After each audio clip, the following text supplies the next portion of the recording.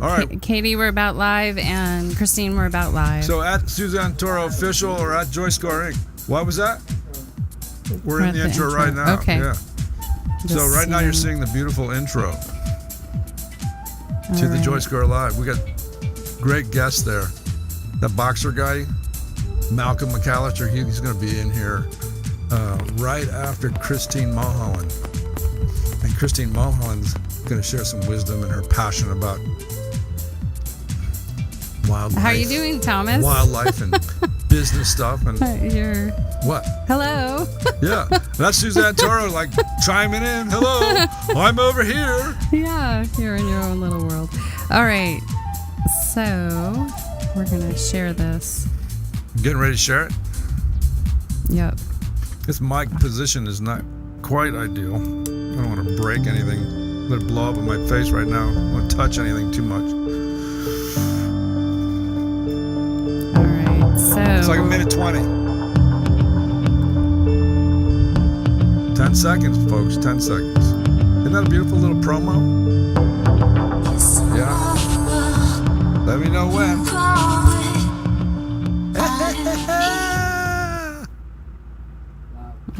Live! Welcome to JoyScore Live, people. Another episode, another lovely episode on a Wednesday evening at supposed to be 7:15, but it's probably about 7:51. Quarter to 8. Really apologize for those of you that might have been tuning in. But that's this live broadcast thing. Listen, JoyScore Live. We're here to bring the best of life to you through other people's experiences. We're learning about how they elevate their joy scores. Like, what is a joy score? Well, it's the amount of benefit, the amount of good energy that you get out of an experience. So that could be the amount of energy that you get out of a restaurant, the amount of energy that you get out of a movie, the amount of energy you get out of a family situation, a partner situation. And it's just a cognizant ability to walk into a space and value a very subtle quality that us humans embody. And then far too often we forget to enjoy or have joy. And I'm here with the lovely Suzanne Toro. And Suzanne, how you been bringing, how have you been elevating your joy score, girlfriend? Girlfriend, how have you been elevating your joy score? Because that's important, right? You're feeling the more we get, ethnic roots there. The more we get into it, the more we realize that this is a very important thing to embody and to remember, yeah? Absolutely. How I feel into my joy score, as I mentioned before, I try to every morning check into my mind, my physical body, my heart. Oh, you're just rushing all through that. Like, how do you do it? Like, what do you do? What does that morning look like? Oh, I observe my mind to see, how the state of it. Is it quiet? Is it calm? Is it ready to enter the day? She observes her mind as if she's like a different person inside the head. Yeah, just observe it. Being an observer of yourself is very helpful. We can see how we are in relationship to our environment versus taking on the whole activity of whatever is going on in the brain. Yeah, some of those practices just simply call it self-observation, right? Right, but checking into the mind, a lot of people don't know what's going on in their mind. They're held hostage to their thoughts. Why is that? Why is that? We have about 60,000 thoughts per day, and a lot of them are very repetitive. A lot of them are a degradation to your physical system and to others. So the meditative act is a way to clear those thoughts out of your mind. What if you think you are your thoughts? A lot of people think that they are the thing that is thinking. Well, then how are you distinguishing between you and the thing that thinks? Really, the mind should be empty and not thinking. So that's the optimal state of being. If you catch yourself thinking, then there's a couple practices that you can do to bring yourself into present moment awareness with a clear mind. Thomas, pull back on that camera on Suzanne and work on that exposure on her. She's blown out there. But go ahead. Could you say that again? So optimally, you're not thinking. The mind is not intended to be a thought box. It's intended to do functions. So when we create neurotransmission that are negative feeding emotions, or beliefs or thoughts that create entropy on the system. What the hell is she talking about? What is she talking about? What is she talking about? That was like, phew, phew. So simply put, you check in with your mind in the morning. But what if you think you're your mind? Well, that's having that state of awareness where you start to realize, like, wow, I think I'm all these thoughts. That's a huge accomplishment, to realize that you're having that awareness. Then it's a process of starting to unpack that and get your mind clear. You know what I attribute this to? Women just have a bigger vocabulary than men. Because the female brain is actually designed to process more syntax than the male brain. That's amazing. We're designed differently. So that's why women to male speech does not always work. Allegedly, female brains are 3% smaller than a male's. Potentially, we're smaller species. It has nothing to do with the function. Look at how your phone works. Like, it's this little teeny device. It works great. The size does not matter in this size age. Doesn't matter, huh? Ladies, does size matter? I don't know. We couldn't tell you. But so I think what she was trying to say is that by observing, one of the ways, simple ways that, so many different practicing Buddhists and Zen people sort of agree on and align themselves with, is to observe the body functioning. And that can mean simply observing breath. It could mean observing the food that you eat as you digest and chew, and be conscientious of these things, that you realize that you're in a body that's functioning. And to realize the thing that thinks is not part of that present moment awareness. The thing that thinks actually can obstruct your experience of the space that you're in. And from that place, the brain begins to align. I saw a study on, God, of all things, I saw a stupid infomercial that was measuring where the blood was in the brain. So through the Zen people would call it relative mind. Some other philosophies might call it the formatory apparatus. But when the rational mind is functioning, the brain is divided into 4 quadrants. Right. But when an individual becomes present, or within the space, existing in the space that they're in, cognizant, not having too many thoughts, or not having thoughts but having an experience, there's a unifying energetic force that happens, and all those 4 quadrants come together and function as one. And it was an amazing thing to see. It was like, well, finally science gets the evidence that the ancients have known for eons and eons. It's like, duh, they've been practicing that and telling us that for thousands and thousands of years. But now there's a way to actually watch the brain send energy around it to confirm what the ancients already knew. Is that sort of what you're saying? No.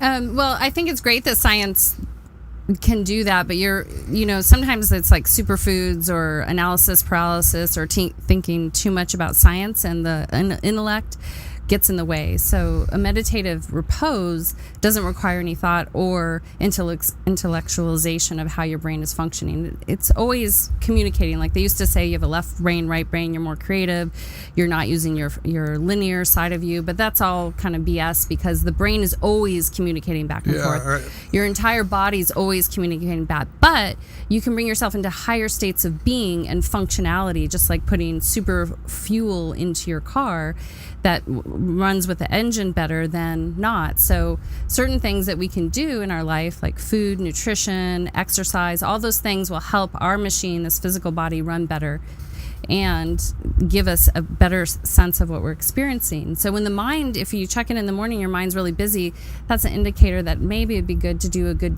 a meditation to clear that mind out, so you're really clear as to where you put your energy during the day. Yeah. I spent a little time in a Zen mountain monastery in upstate New York in my early 20s. My karate Seido teacher would bring a whole group of us there. Did he have a stick? And, well, I tell you what, there was Buddhists there in that monastery with a stick, and if you wanted to relieve tension in your body as you sat there in an hour and a half meditation, you'd go like this, you go like that, you go like this, and then you bow, and the Buddhist monk would come around with a big cane, and she, in this case, was a she with a bald head, just unload on your back. Yeah. Bah! And she'd hit you right in the right spot to release the tension in the body. Yep. But that being said, there was also a fundamental lesson that they were trying to get through to us. What they would call us millennials back then, as I was 23 years old, was when you have the thoughts, watch them like a cloud. And they would continually repeat that. And I've seen that in many, many other pieces of literature where they would say, observe your thoughts as if they were a cloud and let them float and let them pass. Don't react to them. Don't respond to them. Just watch them. Is that sort of the self-observation that you're I always tell my meditation students to imagine their thoughts as a 3-year-old child. It comes in stage left. It wants your attention. You merely see it, but you don't engage. Because a toddler, if you don't engage, they tend to go find someone else to try to get their attention, and then it exits stage right. So I said, and we're also looking at a beautiful analogy, like the mind, or the big mind, was like the sky. Yeah. The sky, and the clouds are like your thoughts. Right. And so between the clouds, that's where we get to see the big mind, and all that wisdom that comes along with it, which is typically a joyful state, a place that we would typically call peace of mind. Yeah. The big mind was peace of mind. Well, the big mind, but also your internal being that is innately in harmony and peaceful. And so when you go into those expanses of space where it's really the void, where there's no perception of time or space. When you go into those expanses of space where they're perceptually the void of time. If you were shooting me with a bullet, you'd be missing me like 5 feet. Time is just a construct. So when you're talking about the sky, that's a similar metaphor. Is big mind sort of a way to transcend this chronos time that people are kind of wrapped up in? Well, big mind to me suggests something external. For me, the meditative state is going to something very microcosm, internal, out into the expanse of everything. There's a Hindu mantra called Aham Brahmasmi. I am the universe. I am everything. Aham Brahmasmi. Aham Brahmasmi. So when you Brahmasmi. Brahmasmi. That sounds like a weird sexual command. Brahmasmi now. It's just letting you know that you are the universe. You are the universe. Brahmasmi, man. Brahmasmi, baby. Brahmasmi. But when you understand that you're all things and nothing. How does the whole mantra go? Aham Brahmasmi. That's it? You just repeat Aham Brahmasmi? Yeah. Brahmasmi. And sometimes you'll have Aham Brahmasmi Namaha. Do they sing it? Yeah, you can sing it. Aham Brahmasmi Namaha. Aham Brahmasmi Namaha. How does that go? What's the lyric? There's no lyric. What's the song? What's the rhythm beneath that song? It's just tonal sounds. It's best. We should have Saul David Ray in here. Yeah, I invited him. When he comes back, we're going to get him in here. He got a new album. He would show us how to do it. Yeah, but mantra's tonal sounds working with the energy fields of our body. It's not an entertainment piece. And by the way, Saul David Ray is like a world-renowned yoga teacher, and he is the salt of the earth. He is a beautiful man, and this guy can open your heart. You go to one of his classes, you'll never be the same in the best of ways. You find that guy. I think he's out of Ojai now, but we used to have him down here in Venice at our disposal on a daily basis. Yeah, he's all around. He's having some great retreats in Bali this year. Was just out at Joshua Tree for Bhakti Fest, so a lot of good stuff. Yeah, so he's saying, but he would know the hum. Well, but you have to understand those are, in a monostatic thing, there's no sensationalism. Saul's classes are beautiful and there's harmonization that's put into them, but true tonal mantra, even Tibetan monks are very good at levitating objects, moving the earth's energy. It's not like something that's composition.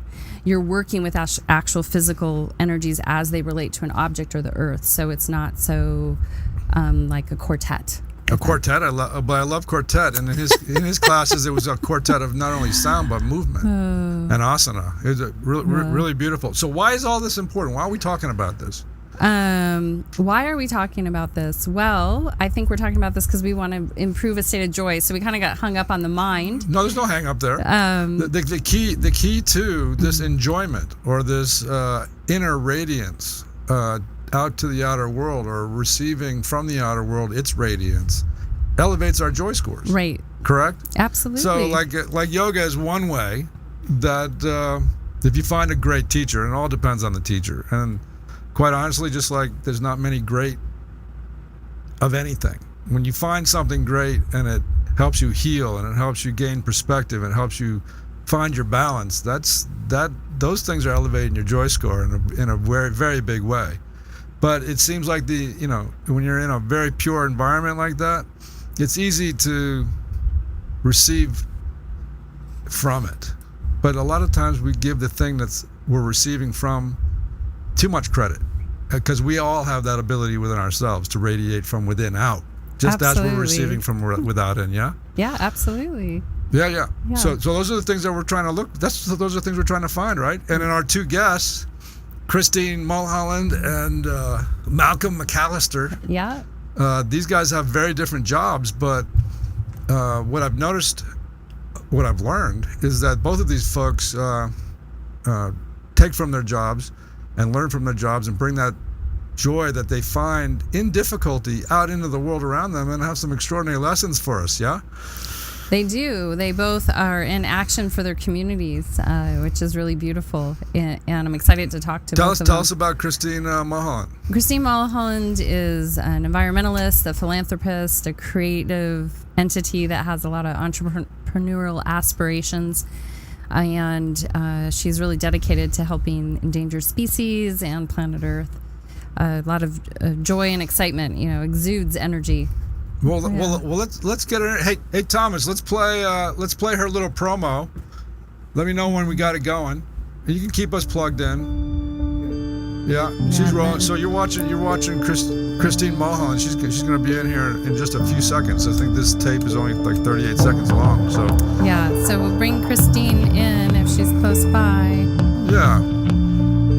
And I just got a text from Malcom. He's on his way. Malcolm's on his way. But listen, go to at Suzanne Toro official or at JoyScore Inc. and watch this fully produced version if you're watching it here. If you're clicking in here, go to the other one. And be sure to like us on that page.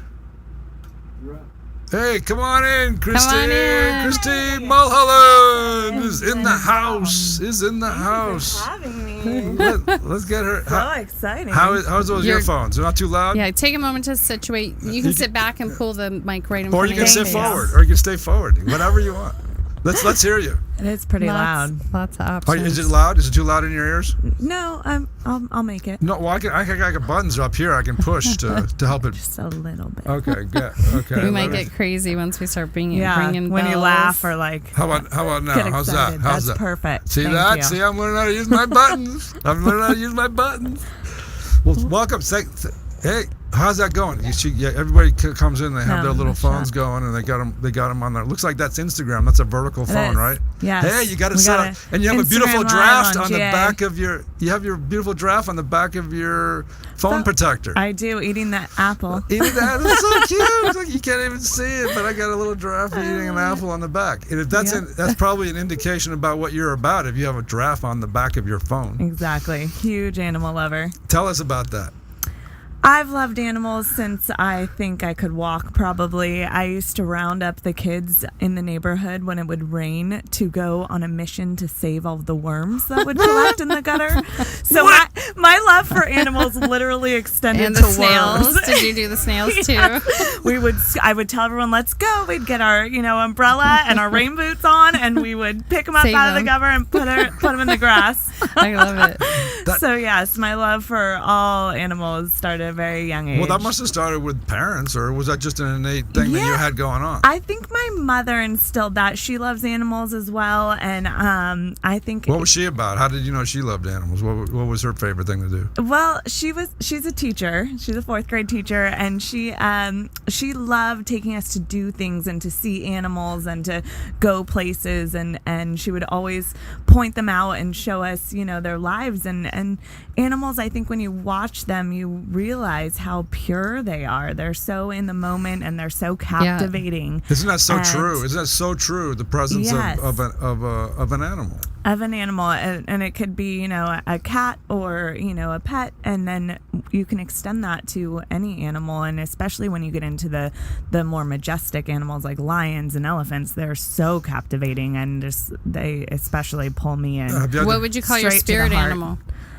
Spirit the animal. The one that strikes you the strongest. What is your spirit animal? That was cool. What is your spirit animal? What sign are you? I'm a Capricorn.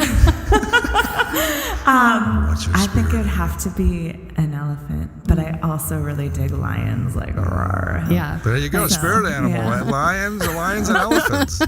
Yeah. Lions and And elephants. hawks, I wild know. ones. And hawks, totally hawks. I love. Have you had hawks. the privilege of meeting a lion or an elephant in person? I mean, outside of a zoo or like the wild animal park, no, I have not been to Africa yet. Isn't that sad? No, you don't have to go to Africa. I rode an elephant in like New Jersey. Oh, The circus? that is no, people. We do not ride elephants. Well, I tell you what, I've got one experience up on you. I rode an elephant. You know what? A lot of people do that, and they do it not knowing that they're actually being abused and forced to give rides or to perform. Wow, it's a real party pooper. You're an animal party pooper. Yeah. Well, so share with Seriously. us the way to, because people get enamored in these situations. Like, none of us would like to be a caged animal, right? Right. So if you can share some I of was the... a caged animal. I had to sit in the damn room and edit this thing for like 12 hours. It was a caged animal. But people were walking by with their cotton candy and popcorn. Oh, You gotcha. wanted to do that. So if on some level. so if you can share a little bit with the listeners how to engage with animals outside of a zoo or animal reserve, if they meet them in the wild, like what's the best thing to do? Because if you met an elephant in the wild, you're not going to run up and try to get on its back. No, definitely not. And we really encourage people not to do any of the tourist activities like riding elephants or watching them paint a picture or posing with lion or lion cubs. What people don't realize is that they're actually, the lions are drugged to keep them docile so that people can go up to them and handle them, and they're exploited. They're not meant to live that life. They're meant to be in the Bhutan, wild. those tigers are not drugged. They've been well fed, and at around between 1 and 3 o'clock, they take their nap, and people go in there and they pet the tigers. Where is this? Bhutan. Did you do this? Unfamiliar with Bhutan. Bhutan's a very famous tiger retreat, and very few people, first of all, are allowed to even get into the country. They screen you, but when you do get in, one of the tourist stops is a Buddhist monastery, and they have all of these wild animals that they've taken in for one reason or another. Sometimes the tiger's been shot, or they bring in the cubs and whatever, but they roam free. Well, I can't speak personally on this facility that I do not know much about at all. Look it up, read about it. Have you been there, Thomas? But it's on my bucket list, and I'm definitely and I know Well, I know a lot of yogis that have journeying there just and to taking that journey. Shine a light a little bit on that. So Bhutan, different Burma, different places have tourist things, even Bali, that are appealing to people, and they're actually really good at putting a Hollywood-esque experience that you are in these countries and you think, wow, this is amazing, I'm getting to see the tigers. But there's actually, if people educate themselves, there's a lot of geopolitical things going on in these countries, and even economic warfare against the monks. All these things that people should educate themselves on. Not to say, but Bhutan is one of those countries up there with Burma where they are actually in human rights violations, and more than likely in animal rights I violations. think you got the Bhutan's probably one of the most conscious countries on the planet in terms of how they treat each other and the valuations they put on nature and all of that stuff. So it's worth researching at least. But I'm following your point, and I see you tensing up over there. I'm not. You feel it coming. We're both like, I know, like It's coming. The male Typically, toxic masculinity is not coming for, your way. Animals, wild animals in captivity whatsoever. Unless in the rare your mom's case where is your they're mom's name hurt. Jan? She's like, Yes, if they're she still comments- drugged. Thomas, they're still drugged. Thanks, Mom. Way to have my back. So share a little bit on how you educate yourself. And before the show, we were talking a little bit about, that some of these things might be shocking to people because they might be like, oh, I went to this preserve and I had a really romantic experience with an elephant or a tiger. But then, sometimes we have to take off our Pollyanna glasses, and then, we get over maybe the shock of the true reality, but then we can go into action. So if you can share a little bit on how we can approach these matters from a place of inspiration and motivation. Yes, there is a fabulous documentary that just came out called Love and Bananas, and it highlights the problem of Love elephants. Love and Bananas. Yes, shout out Ashley Love Bell and Leck. Bananas? Yes, Love and Bananas. And it highlights the problem of the elephants used in tourism in Thailand, and it's a huge problem there. There's actually more in captivity there than there are left in the wild in their forests, and they're anything Why do you from think that street is? beggars or riding Why them. do you think there's more in captivity than there is in the wild? Because for years and years, going back generations, they have used elephants as street beggars, as to give tourists rides, and to basically profit off of them, just like their property rather than a living. Just like that sentient guy in New being. Jersey did when I paid him $5 to get on the elephant. Why did this guy have an elephant in New Jersey? That's what I want to know. So they're highlighting this problem, and Leck, who has a sanctuary called the Save Elephant Foundation in Thailand, shows through the film they go and rescue actually a blind elephant. So this elephant's now useless to their old handler because she can no longer give the rides. And she goes in, they show these elephants, they're chained. They do a thing where they sway because it's comforting to them, because they're literally chained for hours and hours a day, and they're very intelligent. And so this takes it's crazy making for them. And so they highlight this problem, but then they show you the magnificence of actually taking this elephant who was in captivity for something crazy like 40 or 60 years, bringing them to the facility to be free with their elephants that roam there. And that's the ecotourism, where it's actually something that you want to support, is to go to a facility like that where they're not in chains, they're not being hurt and made to perform or do rides. They're and kept being allowed to live in their natural habitat. Exactly. With their families. How is it different than an intelligent animal like that? You're saying made to perform. Different than a human being that goes to 20 years of frickin' college to be made to perform at some job that they may not even enjoy. How is that different? Like there's an element of choice in that. People is there? There's in an certain element. Countries, no. There's an element of being forced into some sort of task, right? Yes, and I'm all for human and animal rights. I think we all need to be free. Well. This is where I want to go back to something here, because it's really important to more and more of your generation is completely detached from nature. Absolutely. Because of a lot of rules and a lot of regulations that are in place. And so you guys don't even, not only do you justify not contacting nature in one way or another, whether it's, whether you happen to be a hunter, heaven forbid, right? Raised in generations of hunters, and we are hunters by nature. Our sheer nature is the reason why our generation, or why we're even here as people, is because we hunted previous to this form, right? Those direct dynamics with nature, like we just saw a film, Alpha. We talked about Alpha, right? Where the wolf was attacking him, and he cut the wolf, and then he felt bad, and then he saved the wolf, and then they brought the wolf back, and then it has a baby, and everybody's like, oh, look at the baby wolf. And that's the beginning of domesticated. They were given the suggestion, it was the beginning of domesticated dogs, right? With that experience, people are changed by it.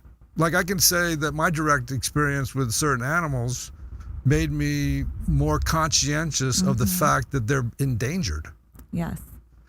So how do you intend on bridging the separation in your generation with the actual having the empathy to have a firsthand experience of an animal, which is how we all used to do it for millennial, is to experience animals firsthand, whether we're hunting them to survive or whether taking them on to domesticate them. Are you thinking in any of your thoughts and in your activism, which seems to be no, that's bad. There's a lot of guilt. There's a lot of guilt in the policies that are put out there, as opposed to, if I can't have that, how do I have that experience? Because a lot of people, like a dog, let's say, like a dog has been my best friend for 13 years. In other words, it's there for me. It continually elevates my JoyScore. It's dependable. It always wagging its tail. Unless I'm in a bad mood, then it goes and runs in a corner or something like that. what an animal has brought to me, probably my peace of mind. And so for those that, that have that first experience with an animal, which can turn them into an activist. Like I'm more of an activist now than I was, because my valuation is there's way too god darn many people and way too few animals. Like how do you say that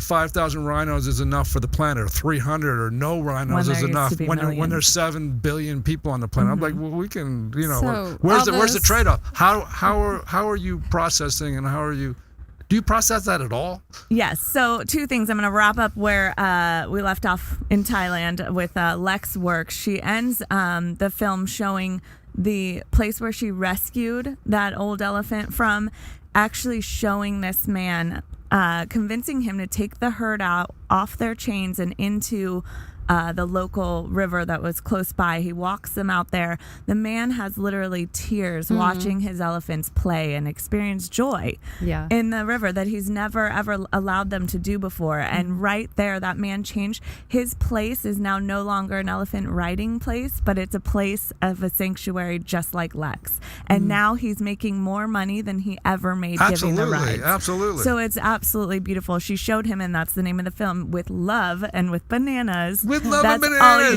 need. I'm They gonna don't see need that. the bull hooks anymore. They don't need to beat them or chain them. They can just lead them with love and bananas. And so I think that there's a beauty in being able to show another way. But you yourself have not experienced an elephant. No. Well, I mean, when I was little in zoos and the San Diego Wild Animal Park. Don't you think that would increase your empathy had you ever have direct contact and touch that little snout and let it kiss you on the face? Absolutely. Like we had a guest. I cannot wait to go to the David Sheldrick Wildlife Trust. Where's that? Bottle feed the baby elephants there. Where? That's in South Africa. So What you is gotta it go. called? David Sheldrick Wildlife Trust. David- DSW. Say it slow. David Sheldrick Wildlife Trust. Shout out. So for the reality of the 320 million Americans, they're not going to make it to South Africa. Right. And where do we go for our animal experience? Because if we can't have a human one, I would say YouTube. I get so much joy out of watching a baby elephant roll around, in the mud. Like, there are so many ways with technology to experience, joy from animals rather than having to be in person. I mean, obviously in person would be great, but there are places like in Tennessee and up north. I think it's called Best Friends. Or no, Well, I you think could that's just. a farm I have a animal wild idea for both of you. You could go into the wild. Yes, definitely in the And- wild. And so, the domestication of animals, personally, I feel is ridiculous. Even with dogs, I love dogs, but I think that's not how Mother Nature intended it. And sometimes maybe that happens, but even in cow country, like if you're a cowboy, your dogs aren't in your house. They're outside protecting the horses. They're protecting the herd. all you cowboys out there that have your big pooch sitting next to you or walking along with you and your horse, You're they doing say it right. you're not allowed to have your pooch in the house. No, they It don't. should be out They there ti- with the wolves and the coyotes. They typically don't. Those dogs are protectors. I grew up in cowboy country, and so those dogs are on the ranch outside. Even when we had Justin Red, his dog was outside. So the domestication of animals and the fantasy beside zoos and circuses and stuff is really a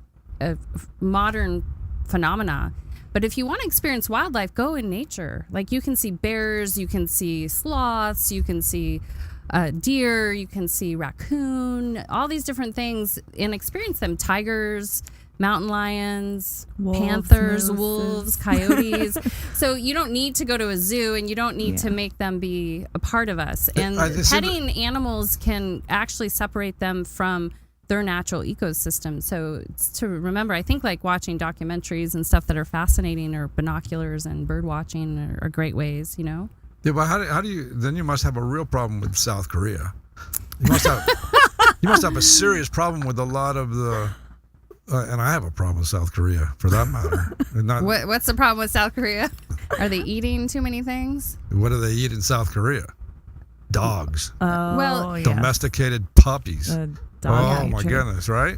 So how do you wrap your mind around that? That's going on. It does blow my mind, but at the same time, it's a culture thing. Here in America, it's okay to slaughter pigs that are smarter than dogs, proven to be. So it's like if you were born there, you would think it was okay to eat a dog, but because you're born here, you think it's okay to eat a pig. I, on the other hand, eat neither. So, yeah, I don't think. Yeah, one of my clients said, I don't eat anything with a smile. Yeah, exactly. But why? if Do I look malnourished? No. If we've just surpassed a time where we need to kill animals for food, and I just love all animals, and I don't want to cause harm to any living beings. And on top of knowing what it's doing in the factory farming to our environment, I mean, there's just so many reasons besides them being conscious, adorable creatures. In an ideal world, if you were a goddess and you could just say, you could give your one wish for your animal planet, what would it be? That they would all be equal, just like humans. We would all live together on this planet in peace and harmony and freedom and love. That's beautiful. So what do you think it's going to take for humans to reach that state? And that's what this show is about. Like if we had possibly a more empathetic or intuitive sense of what was going on, because we have indigenous people that respect the land more than anybody, and they still feed off of the land, they still hunt, for them, for anybody that's really becoming more conscious, there's a lot of gratitude towards the energy and the lives that have been sacrificed for us to survive. So how do you so let me not lose this one point, because that's what the show is about. How do we become that way in relation to our environment, do you think? I think it absolutely all starts with empathy and sensitivity and going back to connection. So how do we do that? Do you have any ideas? Yeah, I think education's super important. Once you're open your eyes to something, knowledge really is power. And it gives you a choice. So once you know something, I mean, we give school presentations to kids, and we were talking to high school kids about factory farming and, where their food's coming from. And some of them had never seen these photos and images of where their food's coming from. And yet it's something they do 3 times a day, every single day of their life. And they're 16 years old, and they're just now having tears running down their face, seeing what goes on in a slaughterhouse, in a factory farm. And some of them declared right there that they were, turning vegan and not going plant-based. And so I think... our indigenous people would run buffalo off of a cliff. I do have more respect for that, that they actually do it in a way where they respect the land and they use all the parts. But where we're at today in how we're doing things as a culture and the factory farming scale of it is just, it's wrong. It's wrong. Yes. So. And how do we bring that into balance from your perspective? Yeah. It's poisoning our rivers, our lakes, our soil. When you say what do you mean it? The factory farming. The factory farming, yes. So how do we bring that? What's the solution? Because the reality is, way back when, even you and I were talking once in the early 1800s, they killed 3 million buffalo in Montana. If you're in Montana these days, there's more animals than people. Like, you can go on hikes and see some there's more elk. There's more elk in Wyoming than there are people. Yeah, so you can get the sense of nature. It's pretty large. So from a Buddhist perspective or yogic perspective, all those animals that have diminished are now all these people on the planet. Oh, interesting. Right. And so then, it's like, are we willing to give way and be animals again? She's into reincarnation, this one over here. Yeah, well, I'm into infinity, Buzz Lightyear. You could be a buffalo or a cockroach that got stepped on by a buffalo. Well, that's cause and effect, but that's another discussion.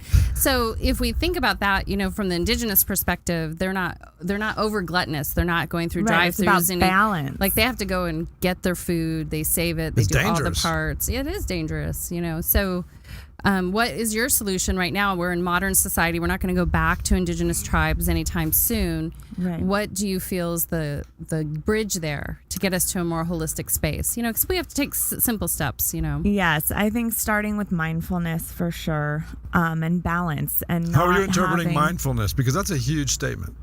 Where your meat comes from, if you are choosing to eat meat, to not support the 80% of the meat on the market is coming from factory farming.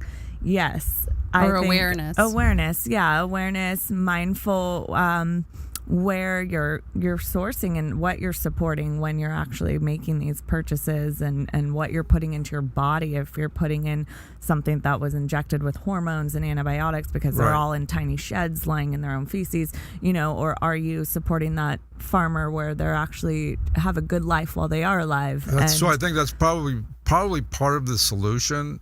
Is we have tremendous amount of government involvement in terms of where the meat comes from. There's a lot of lobbyists in Washington lobbying for all this. So basically, the dairy industry and but the thing is to get more people back to the land, raising animals in a grass-fed, let's say, environment or supportive environment, let's say, planting their own gardens. I mean, that would take a tremendous amount of legislation to even encourage people to go back out into the land, which is a hard life actually. Probably very enriching and satisfying on some levels as long as you're not flat broke doing it. Well, you don't need much if you're just living off the land. You can live under a tree or in a cave and find a local stream. You can live under a tree or under a cave. I'm sore getting out of bed in the morning and it's a nice cushy mattress. I mean, right, but back in the day, like people a whole family would kill one elk and then have that the whole winter to last. The same in Alaska, they would catch the salmon, dry them out, eat the different pieces. And so that's one elk per family, or per family or per person. Breakfast, lunch, and dinner. So you're still. So now you're looking at 100 million elk that got to give themselves up to feed this country. Or we could just all go plant-based and eat plants. Because it takes up way less resources, water, land space. But I'm into like fixing the problem. So like I say, Monsanto could fix the problem by not doing Roundup and do soil remediation, organic seeds. Definitely. And they have the system and infrastructure to restructure our planet. And that would bring us all a lot of joy, personally and individually. So we have a lot of farmers out there, industrial farmers. And so what would you say to them? Like, what could they do in business practice there to free up those animals that are in tight quarters, buy more land, let them run free? What would you suggest to them? Oh, gosh. Because they're going to have to change with the demand of the consumer, because this is starting to happen. So what would you recommend, Miss Entrepreneur? Well, the first step, I think, would be to at least have better living standards, especially for the pigs. They have them in such tiny, I'm pretty sure it was the chairman of some, pork board that was saying our sows don't need room to turn around. Why would they need to do that? And they're literally their babies are trying to suckle from them while the bars are in between all of her her udders. Thank you. I was going to say nipples. And nipples. I stopped myself. They are nipples. They are. They're nipples, not udders. She's not a cow. Oh, yeah. See, it's kind of, we got to be careful here, because I realize how you're enlightening the kids in a way, or you scaring them, or you turning them off. Right. So the natural inclination is, especially for, I'm going to get gender here, for a man, is to have to go through that phase. Whether you kill a fish, whether you put a worm on a hook. That was traumatic for me when I was 3 years old, putting a worm on a hook. I didn't want to kill the worms like you. Right?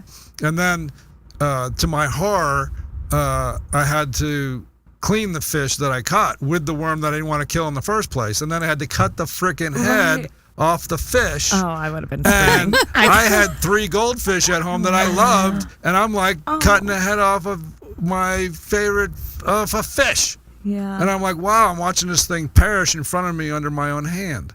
How'd you feel about that? No, it's just disturbing. It was earth-shattering. But I set them all free. That being said, I bought everyone pizza. That being said, I transitioned. I had to go through a transition, and it gave me a perspective on life and death at an earlier age, where automatically I realized that this was sort of how it is. Things are going to die in order for me to survive. Things are going to have a responsibility. I think you could get that other ways. Well, that's what I'm saying. Until you cut the head off of fish, or if, let's say, you were to have to gut a deer or something, a Bambi that you just took out in order to survive. Yeah, no, I couldn't do that. Well, you probably would if you got hungry enough. And so that kind of brings us back to your original statement: is my ideal would for us to live in peace and harmony with each other. And so in order for human beings, just like those tigers in Bhutan that aren't eating the people that are petting them, they're fed. Because they're drugged. They're well. These are well fed. These are just I'm sure basic they have to tigers. feed them to keep them they're- around. These are tigers. These are tigers that aren't eating the people because they're fed. So, But they would rather eat elk than if people. we're well fed, gazelle. if we're well fed, or we all have a standardized means to survive, and we're not in fight or flight, looking for food or trying to keep a roof over our head, our tolerance or the luxury of perceiving the world in this Eden-esque way could become possible. But the fact of the matter is, especially you're talking about going to South Africa, which are the biggest wildlife crimes on the planet are happening there. Not only wildlife, humanitarian crimes. Well, and planet Earth crimes. So But, you're Thomas, going to go support their economy, and they're doing the most damage on the planet right now to people and to the animals that actually support But what their color's the infrastructure. most on the planet? What color? There's 2 colors. Probably white, No, blue. blue and Green. So, and I hung out in Canada for a while and would watch these big bears come up on the porch and watch the big deers, and they would just eat leaves. So, when we talk about being starving and not having anything, just like we were watching your friend's show, the Ninja Warrior show, I'm like, why are they eating the trees? Because there's all these trees, bark, sap, resin that's there, and the animal wildlife knows that. And if you hang out, you watch them, what they do. So it's pretty easy. Like the joyful aspect, Mother Nature provides everything we need. It's just a matter of, even... You must have a hard time. It must be very difficult for you because of the hypocrisy and what's surrounding you on a moment-to-moment, all-day basis is really the abuse of animals on every turn. There's no way around it. So it seems like it'd be more of a legislative effort to try to shift our perspective on these huge lobbies in order for you to actually preserve these highly intelligent, sensitive, good-tasting animals. Good taste.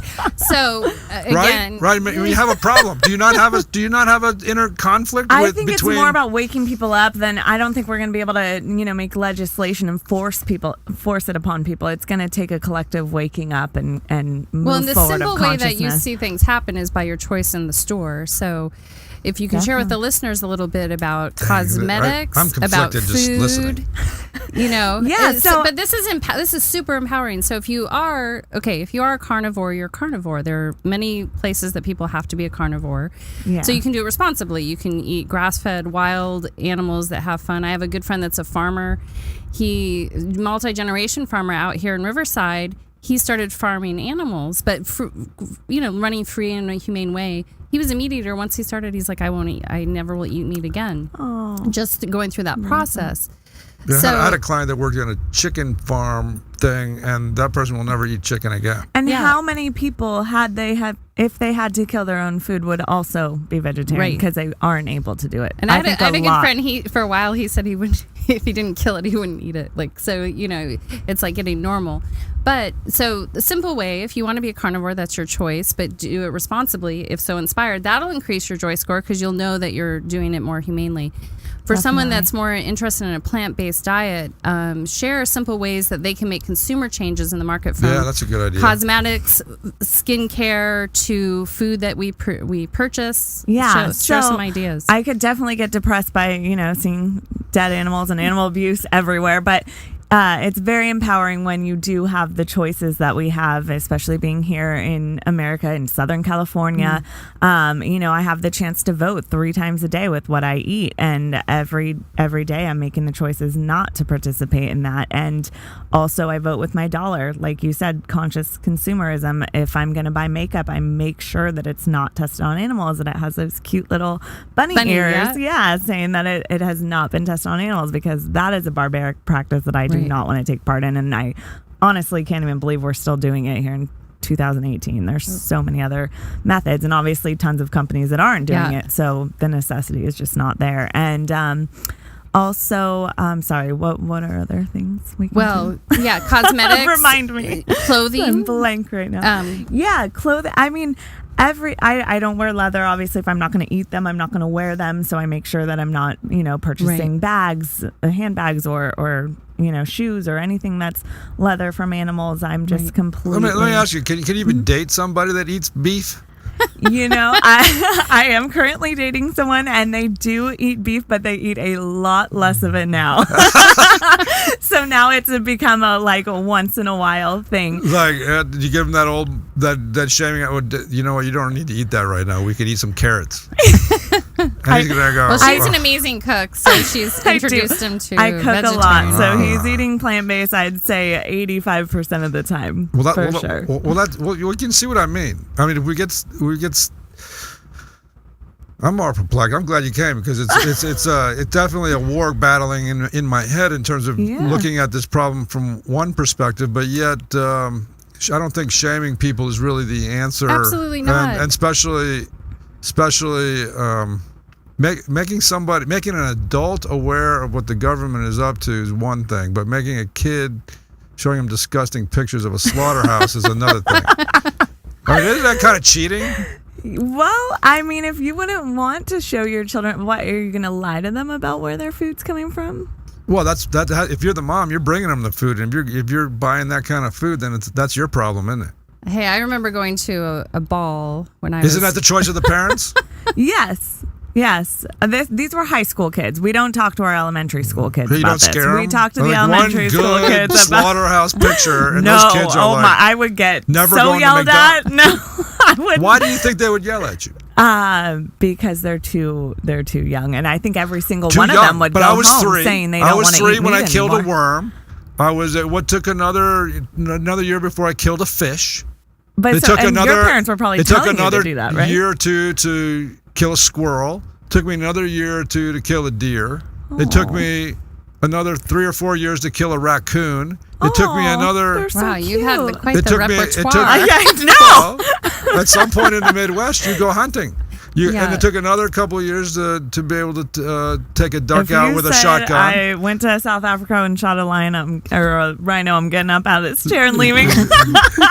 Yeah, but now listen. You brought up another really great point in terms of just what you ideally want for the world. Yeah. South Africa, unfortunately, is full of people surviving. And so when people are in survival mode, they exploit their natural resources. And in that place, it has been the animals. Yeah, and I 100% agree that it's not the local people who are doing that to feed their family and making $20 off of the rhino horn. It's the syndicated crime efforts, which is actually really linked to a lot of humanitarian problems as well. That some of the war and drug lords there will literally fund their efforts with the rhino and elephant God, horns. It's horrible. There's so few. It's all connected. Honestly, is what it comes down to. Is really it's all connected. Yeah, and the rhino horn and the ivory are worth more than gold right now. That's great. So where's the silver lining in all this? Waking people up. So you must because you're such an activist in this particular direction, there must be a tremendous amount of satisfaction that you gain in certain moments if you're so inspired to do this. Tell us about some of those moments. I think I get inspired after our school presentation that we gave to the elementary school kids, and I had a teacher write to me after and tell me that there were children who asked to stay in a recess to work on ways that they could help save rhinos and elephants and lions. So that's really inspiring. Was that the affirmation you're kind of looking for to keep going? That we are making a difference. We are helping the next generation, and we're instilling that love for them that I think they need if we're going to be able to save their species, because we need a next generation that wants to protect them and sees the value in keeping them around for more and more generations to cherish. But there's this also thing that's beyond the human, because I think we're pretty fallible and ignorant, for lack of a better word, that we're taught to do things for novelty, for sense pleasure. And it might be because some things are going naturally extinct because that's their destiny. And then something else emerges. Mother Nature is pretty miraculous as what happens.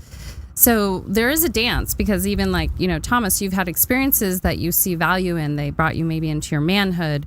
They taught you how to live off the land. Even, the Hopi, who I, have learned from, they give way to animals, but they're not, they also preserve every part of the plants and everything they grow, and they consider those agricultural crops, their children.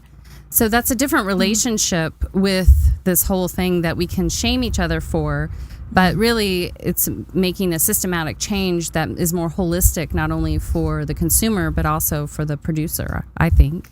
Well, a lot of those lessons of respect came from the leaders that I had around me. I had my uncles and, father that was making me very much aware of where I was and how to be responsible with this and to respect and not to abuse it.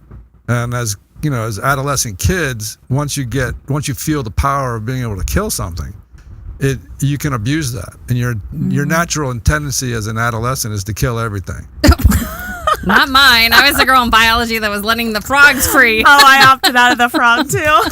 But when you have people around you that's saying, hey, you know what? You kill it, you clean it. You kill it, you prepare it. You kill it, you respect it. You understand, you respect the eco environment that you're taking this life from. You be selective with where you point that gun, and you be responsible for the lives that you take. And so there used to be at least a whole culture like that. That's the culture I was raised in, because my uncles and my cousins, they all did that. And there's this weird sort of empowerment that's kind of dark. Yeah, I think that's where the trophy hunting comes in. I think this is a small part of the problem, but where you've seen Trump's sons go down and kill a jaguar or kill an elephant or a lion and they kill them for their parts just to have their paw, or put their head on a wall stuffed. I had an uncle that had his entire mansion decorated with every type of animal you could imagine. Oh gosh.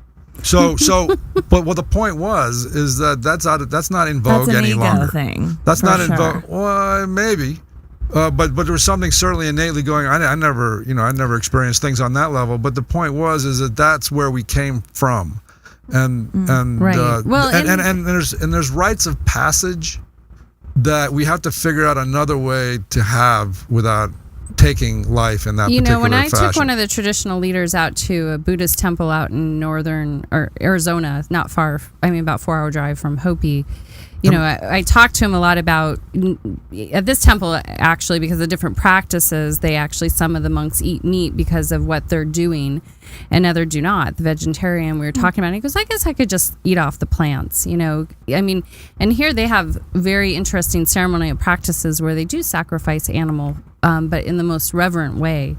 So some of, even with JoyScore, some people get joy off hunting, and to have respect for that, not judgment for it, but to welcome people to be in greater awareness around it. Well, just so you know, I don't carry that value with me now at all. I would shoot only something with a camera to preserve that experience that I actually had with that animal. And I have no inclination of wanting or the need to kill anything at this stage. That's good, Thomas. That's beautiful. Yay! No, there's no. But what I'm saying is that there was some sort of rite of passage. So, I don't think you're talking about that. You're talking about the millions and millions and millions of lives in these animals that are completely incapacitated and raised strictly for our McDonald's burgers and our Burger King burgers. And I think it's on that scale where we start to take things for granted. That's sort of more where you're going with that? Yeah, it's unnatural. It's disconnected. But I thought we were in Africa. Now we're back to factory farming. We'll keep going. We're going to keep going. There was another point I wanted to make, but I kind of missed it. But the joy that you were getting in sharing that experience, and the enjoyment and the lifting and the sense that you're making a difference, and I believe that you are. There's many, many, many more voices like yours that are crying out for justice in that particular capacity, and to be respectful, and to at least take another look at the lives and realize there is a life there, and if you're going to take responsibility for it, at least. But in this blind society where it's all just served up to us on a nice platter, we've lost touch with that entirely.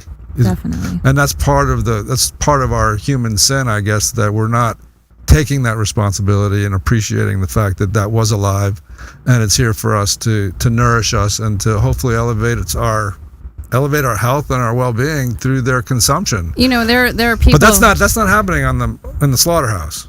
That's where you're No, going. and I also think people that say, you know, how much they love their dog and that if anything ever happened to their dog, they would just be in tears and so sad. To think of a pig just like the dog. And to once you give make you guys that, the example in the Philippines, I've shared this with you. They'll grow, and this is I got to go into some pretty impoverished by American standards towns, little shanty towns. But they're farmers. They live off agricultural rice, mangoes, a lot of fresh veggies. But they're meat eaters and fish. They eat fish too. But they'll grow their pig for several years. These huge pigs, but the pig is the family pet. And then they'll get together, and the whole town will have a celebration similar to like in Hawaii. But every part of that pig is consumed. You know, there's such an honor and respect because that's a special thing. And from a Buddhist perspective, it's not actually so great to reincarnate into an animal. And so if you think also that you might, as a hunter or by that circumstance, be freeing that soul to go on to a higher state of evolution. So sometimes we need to consider that, you know, these circumstances that are happening right now, while appalling they might be, they're working out some of our cause and effect, or AKA karma. And to be still fast through that to realize like, hey, I may be part of, you know, hitting that wheel of samsara, that wheel of suffering, and can I do it consciously, and how can I sway the ship so I can encourage, you know, all these beings to be at a higher state of awareness and evolution. And I'm not here to judge or say a right way or wrong way, but you know, when we're at the point where we're living in Avatar and we're literally having our rainforest cut down to grow cattle for beef. I mean, yeah, something's got to. We got to start like at least talking about other solutions. You know, so I'm not trying to shame or judge anyone, but we've got problems. You just keep shaming and judging. That's what you ladies do. You do the best. You guys shame. Well, I don't think we should shame or judge. I'm really into solutions. But listen, yes, solutions. So this whole experience, and it's a very difficult. My hat's off to you in terms of it's such a freaking politically charged and it's such an emotional thing. What have you learned from that, and how do you take those lessons that you learned in this very difficult journey to get the results that you want to see into your life? Like, what is it that you learned from this journey about, you know, and how do you perceive the rest of the world when you're not working? I mean, how does that translate? Because that's really what this is about. It's about saying, you know, that you're in a very difficult situation. How do you take those? We're all in a very difficult situation. We're on this planet floating around. It's easier to speak for ourselves in this case because you have direct experience of that. But how do you take that out into your what have you learned there that you take out into your day-to-day, moment-to-moment existence when you're not? That, you know, I am just one person, and while I know I can affect things and that my actions and choices have the ripple effect and that I can make a difference in the world, I also can't take everything on, because when I first started on this journey, that's the lesson. You can't take everything on. No, I was angry and depressed, and I would cry all the time, and I watched too many documentaries and read too many books about the state of the world, and I was just like overwhelmed. Too much anxiety. It's like watching too much news. Yeah. Oh, I don't watch news at all, the regular news. That's probably smart. Yeah, but just to stay really focused, you got to be grounded. I make sure I get to my yoga classes, and like you said, some teachers are better than others, and good ones are hard to find. But really getting to that place where you can ground yourself, focus on the positive. I know, like when we went up to the Capitol to testify on behalf of the orcas when they were hearing about banning SeaWorld from promoting any more orcas, you know, a decision wasn't made there that day. They actually put it on hold, and it was like we had drove that whole way up to Sacramento to the Capitol to, you know, speak on their behalfs. But at the same time, it was a little victory of like, you know, I did something that mattered. I was a voice for the voiceless today, and you know, the silver lining was a voice for the voiceless. Yeah, because they can't speak for themselves, and those whales how does that super so that must affect you that perspective when you go out into the world, because humans are animals. Yeah, and I think anytime you can use your voice or vote with your dollar, it's all adding up to small differences that will make a big And how does that make you feel every time, like with your nonprofit, every time you make a choice in the right direction for you based on your code of ethics or the way you choose to live, how does that make you feel? I feel joyful. I feel good about my life and the way I'm living my life. And, I've had friends and family that have gone plant-based because, I've talked to them or opened their eyes in some way. So it's the little things, even seeing people around you that you affect is really motivating and inspiring. And did you ever eat meat? I did, yeah. I turned, I'm shocked because of how big of an animal lover I was from such a young age that I never made the correlation. I'm shocked that I wasn't that kid, crying at 6 that I wasn't going to eat it. But no, I didn't go until I was 21. Okay, and then how do you feel physically different? Eating just plants or the same, or? I can't say You got great skin. I don't think you got really good skin. I don't think I noticed a difference. I was never like a heavy meat eater. Yeah. So I think that I wasn't super impacted, but my energy is great. I feel I have great digestion. So, and I've had friends and family that have gone and they were heavy meat eaters, and they say they can tell a difference in the first week. They're like, oh my gosh, my digestion is so much better, and just I feel better, and I'm more clear, and it's pretty amazing. And I think you can notice too, some people that eat a lot of animal products, they're carrying that weight around with them. Right. It's almost like, all those, you can tell the dead animals are just on them. Yeah. And I don't think it's the healthiest way. So when you're I'm trying to get you out of that mode, and then get you into the life. Yes. And so let's say She likes to dress up. Yeah, you like to dress up. I do. So when you're navigating a social dynamic, right? How are those lessons that you've learned as the activist correlate to social conditions in and amongst the humans that you engage with? Do you see them with a different pair of eyes? Or is it still? It's really hard for me to say. Is it still steeped in judgment, or is it steeped in perspective? Perspective, because I'm not sitting there and judging them, because again, I don't know how they were raised, what culture they grew up in, what their beliefs are, what experiences they've gone through. They could go some people for health reasons never will. Yeah. So that's part of it. Doesn't make them a bad person. So we're all three of us are at dinner together, and a fatty steak. Well. So in Chinese medicine, well, the perspective there is not just that. You also have a government. You have a bunch of people. There's a lot of political divisiveness going on. Well, like you say, what has your job taught you? My job is, basically, I'm a behavioral scientist, basically in my practice. I study human behavior. So when I'm doing my work, or I go out in the world, or I find myself not being as attentive to my general society as I am to my clients. I catch myself in issues with general society that I would never have with the client if I looked at the world in the same way that I looked at my clients. You know what I mean? So when I remind myself and I realize I've engaged myself in an improper fashion, or I've hurt somebody's feelings, like I haven't hurt you, hopefully I haven't hurt your feelings.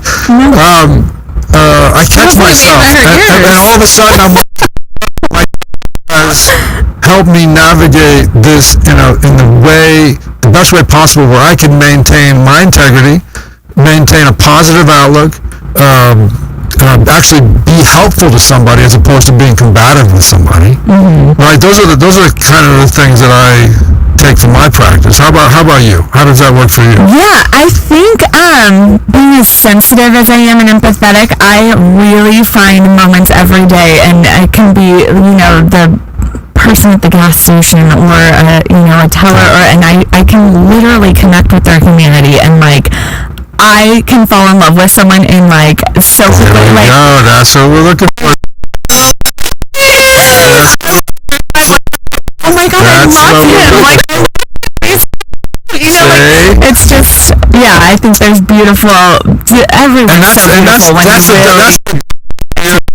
you because it's made you pay attention in a more in tune way, and then when we go to all life. To all life. All life. Right? And even relationship dynamics and stuff like that, we have the ability, hopefully, from the innate lessons of, wow, this is a big freaking mountain. It's going to take some patience. It's going to take some skill. It's going to take a positive outlook to get over the mountain. Otherwise, my own negativity could consume me. Yeah. Like you were talking just about. An angry approach. Yes. Sat there and shook her finger and judged him and said how wrong what he was doing was, and how dare you do this to these elephants, and just berate him. But instead she just showed him the love and broke him down that way, and he saw the love that these elephants have.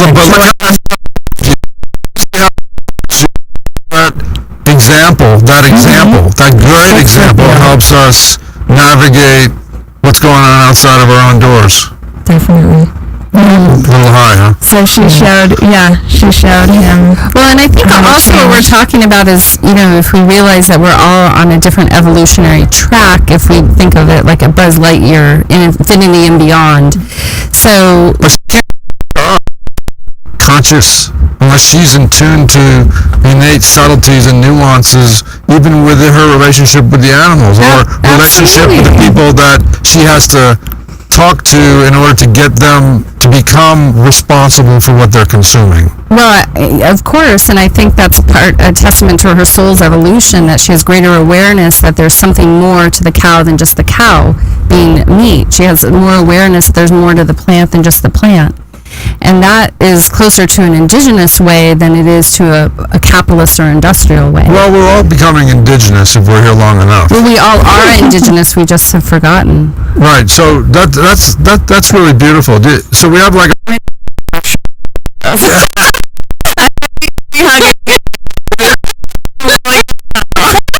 tree hugging Indian with really good.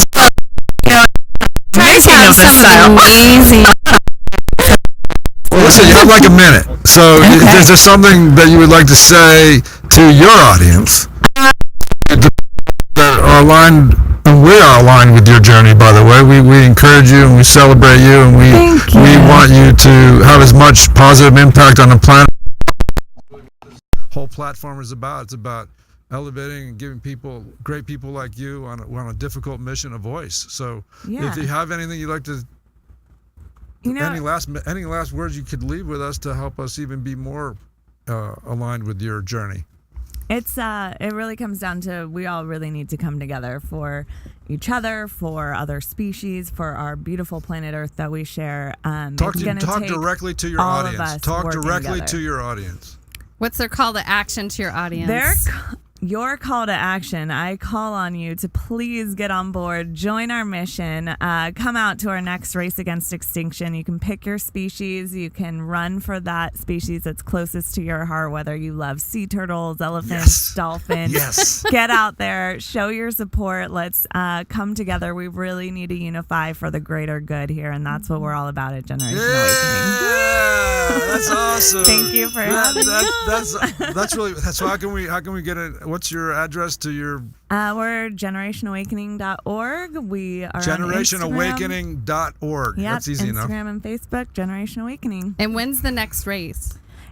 Last year was in honor of Endangered Species Day on May 19th. We are debating moving it to Earth Day. Oh, very good. In March. So either March or May 2019. Where is it? Where is it? It's on the beach in Huntington Beach. I'm going. Yeah. Yeah, I'm going. You better Let's be go. there. You better be. I want Let's you dressed go. up like a lion. Just before you go, you make sure you send us a word so we can put the word out. Fabulous. You come on Thank and drop us and remind us, or you make sure that you reach out to us and we'll give you guys a good word. One other plug: you can go onto her site if you guys want to put this on camera. They have a lot of very cute, the fashion girl that she is, shirts on there that you can support their cause and what does that say? This is, we are the one that we are waiting for. We are the ones we've been waiting for. That's a beautiful shirt. Nice quality too. Yeah, How much is that? soft. How much does that retail for? $28. $28? That's bad. awesome. Very reasonable. Yeah, and 100% goes to the cause. We've never taken a penny out for pay for anything at all. That's other than beautiful. donating. Yeah. Great. Hey. Thank you so Thanks much so for much having for me coming. on. It was so much fun, guys. Hey, Great work, Christine. Hey, Thank you. run. One Malcolm's. Malcolm's. Yeah, and then go ahead and grab Malcolm. It'd be great. Christine, thank you so much. Thank you, darling. Ciao. Bella. Hey, that was that.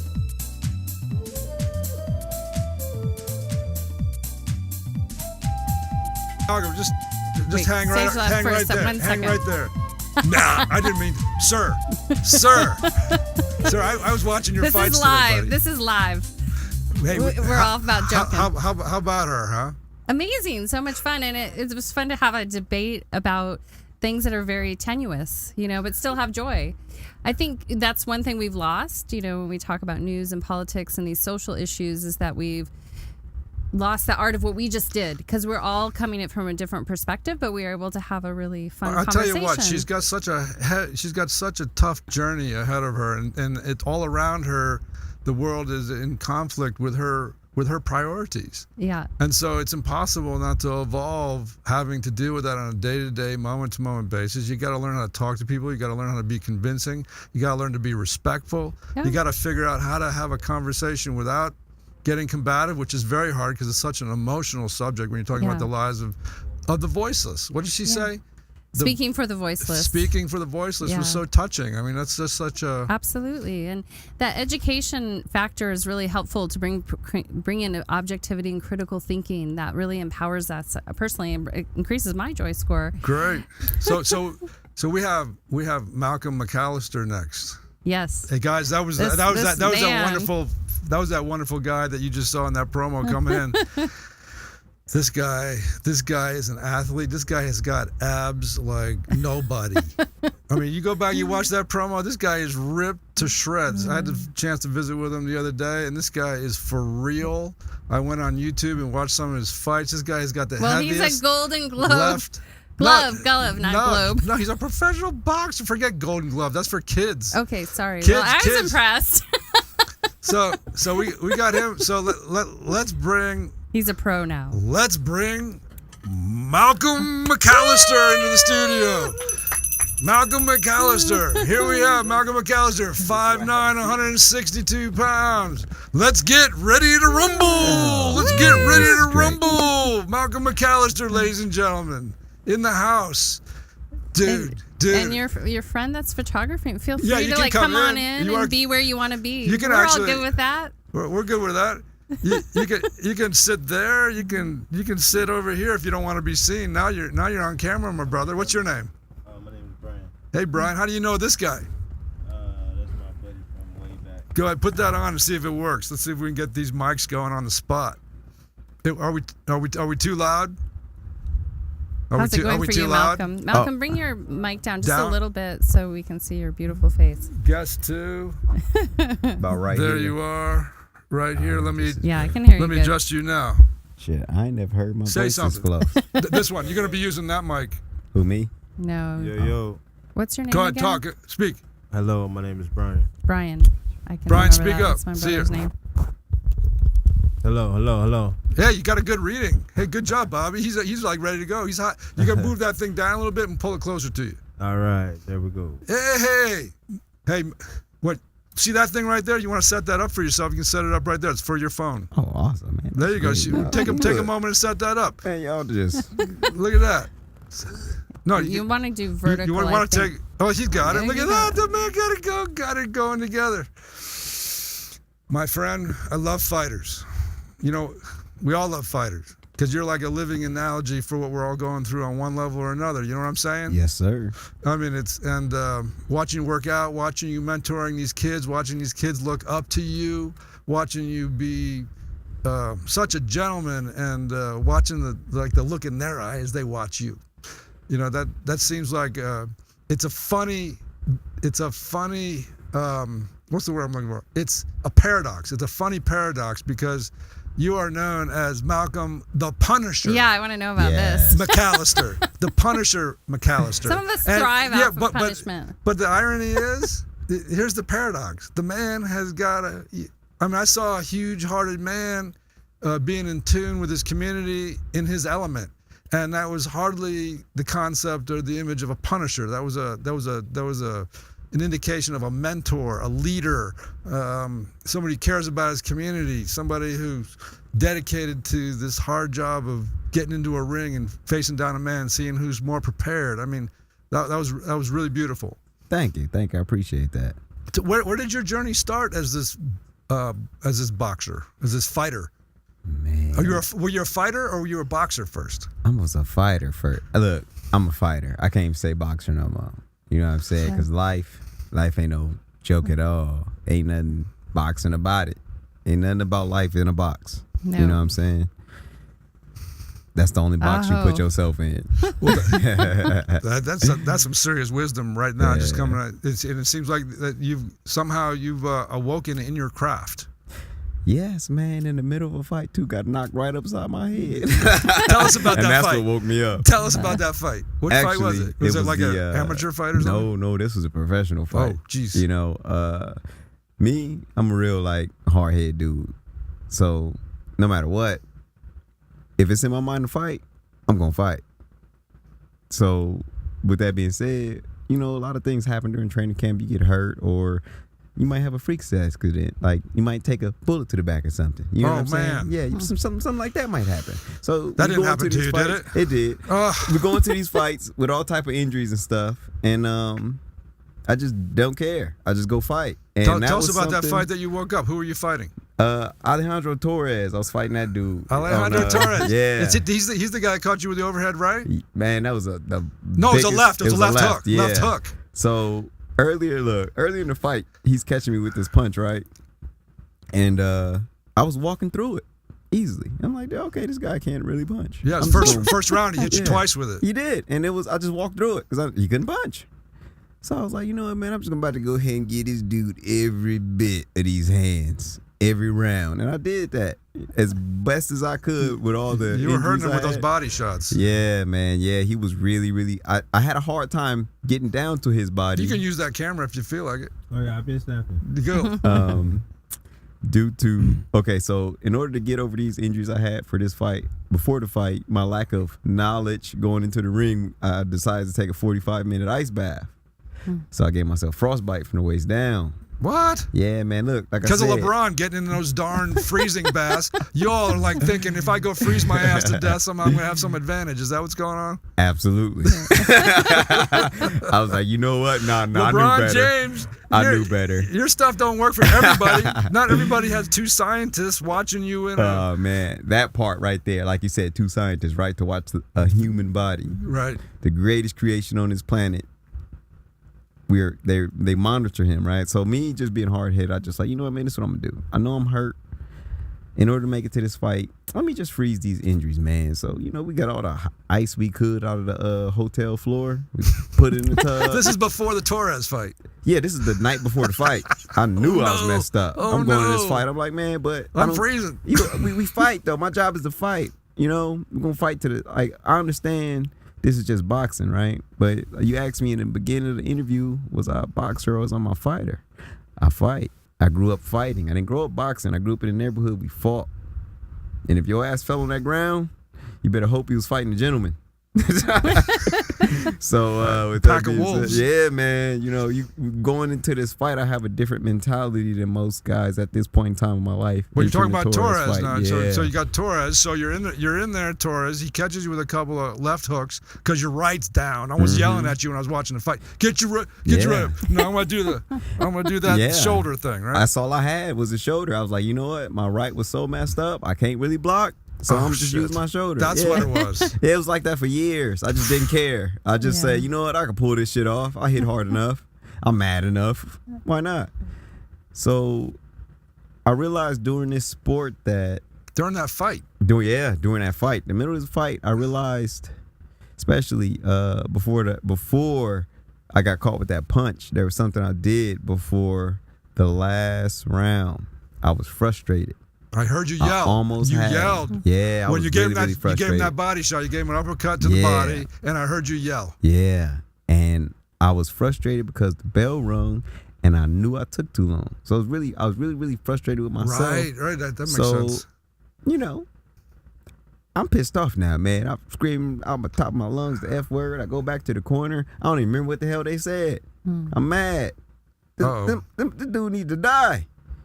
He been here too long. He about to mess up my little knockout streak. You know what I'm saying? I worked hard for this. I've been doing knuckle push-ups. You had 9. You were undefeated into 9. What was that last year? I think it was 8 knockouts. 8 fight. 8 or 9. I know after the Torres fight, I was like 9-0 or something. Right. 8 knockouts. 8 I don't knockouts. consider a fight a win unless somebody go to bed. Oh, shit. Because that's how they ended in the neighborhood. Somebody going to bed. Right. So, that's how, decision, okay, cool, whatever. Like the last little, that's cool, okay, yeah, he outboxed me, that was great, bye, okay, cool. But, did anybody get knocked out? No. Where was the wake-up call? The wake-up call was in the middle of that fight. I come out of that corner, I'm pissed off. That's the 5th round, right? It was a 6-rounder. So yeah, but you were coming out, you got mad because you came out of the 5th round frustrated, right? I came out the last round. This the last round I'm mad. Oh, I really? hurt him in the 5th round. Yeah, Right. I hit him with that body shot in the 5th. Right. I walk back to the corner cussing. I come out the corner furious. I'm on fire. I don't care what's wrong with my body. I'm about to knock this dude out. And I know everybody like, you can hear his corner yelling push, yelling push because they know I'll push until I fall out. Literally, you guys seen that. Yep. So I'm pushing. I'm so angry, right? I'm angry as hell. I'm like, ooh, I'm about to get this dude. Body, head, let's go. Body, head. I hear the loud ass sound. I got his ass. No. I feel my legs buckling. I'm like, He got you. Yeah. I'm like, hold on, playboy, player. This ain't right. So I stopped myself from falling. I saw that. And right there, when I stopped myself from falling, everything stopped. And I was like, okay. Explain that. Like I'm gonna tell you, like I just said, everything stopped. I'm talking about time itself. Self, yeah. Wow. And I'm sitting here Had like, those moments. this is interesting. Never been here before. What's going on? And I hear this voice go, Malcolm, you still in this fight? Because the first thing I thought when that dude hit me upside my head like that was like, ooh, shit. If I lose this fight, they gonna shelf me. Yeah. I can't lose. Wow. I got a little boy on the way. I got a little mouth to feed. I can't lose this fight. So that was the first thing that crossed my mind when I found myself in this place of time being stopped.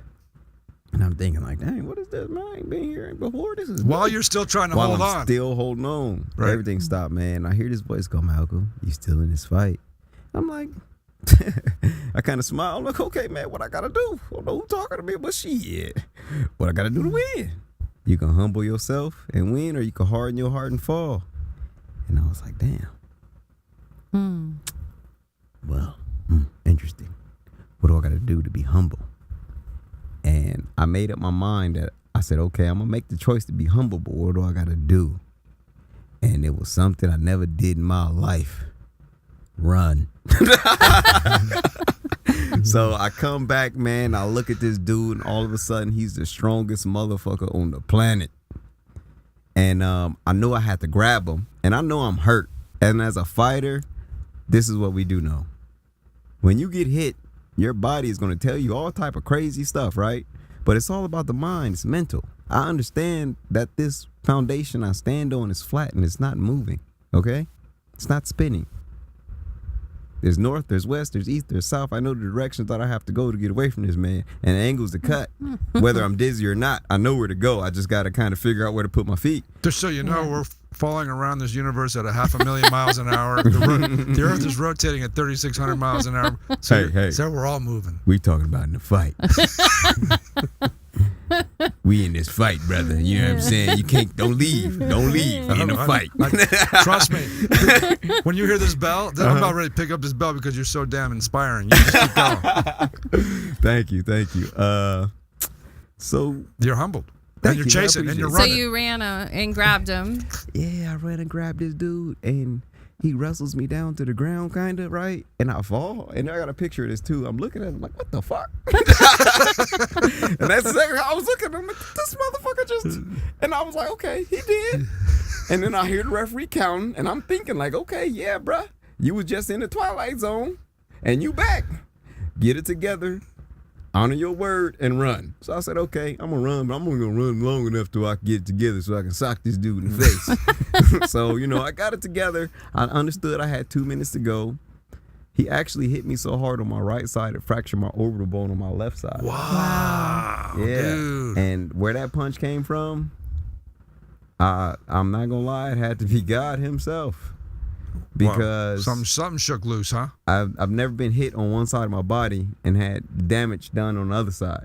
It was unreal to me because when he hit me, when I came back, and after the 8 count, we all know, okay, as fighters, you get up at 8. Once 8 comes, you pop up whether you ready or not. If you wait till 9, they're gonna call a fight. You get up at 8. That's for you fighters that's listening to this. Y'all know. I got up at 8. I said, I hope this dude don't ask me how many fingers he holding up. He asked me, what color shirt am I wearing? This is perfect, blue. Y'all both got the same shit on. Then he goes, I know, I heard him say that. yeah, come to me. I'm like, ooh, we just walk straight, Malcolm.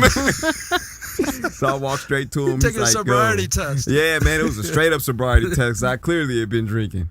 And I come back and he's on me now, and he's throwing everything at me, everything he possibly can, because he's like, he thought he had me, and I'm sitting here moving, I'm seeing him coming, I'm stumbling, I'm grabbing him, and I'm like, damn, I can feel this energy on him, and it was amazing.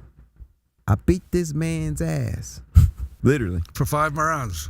for 5. I'm gonna give him 5.5 rounds and 1 minute, so 5 rounds and an extra minute. I kicked his. He was spitting up blood in the corner.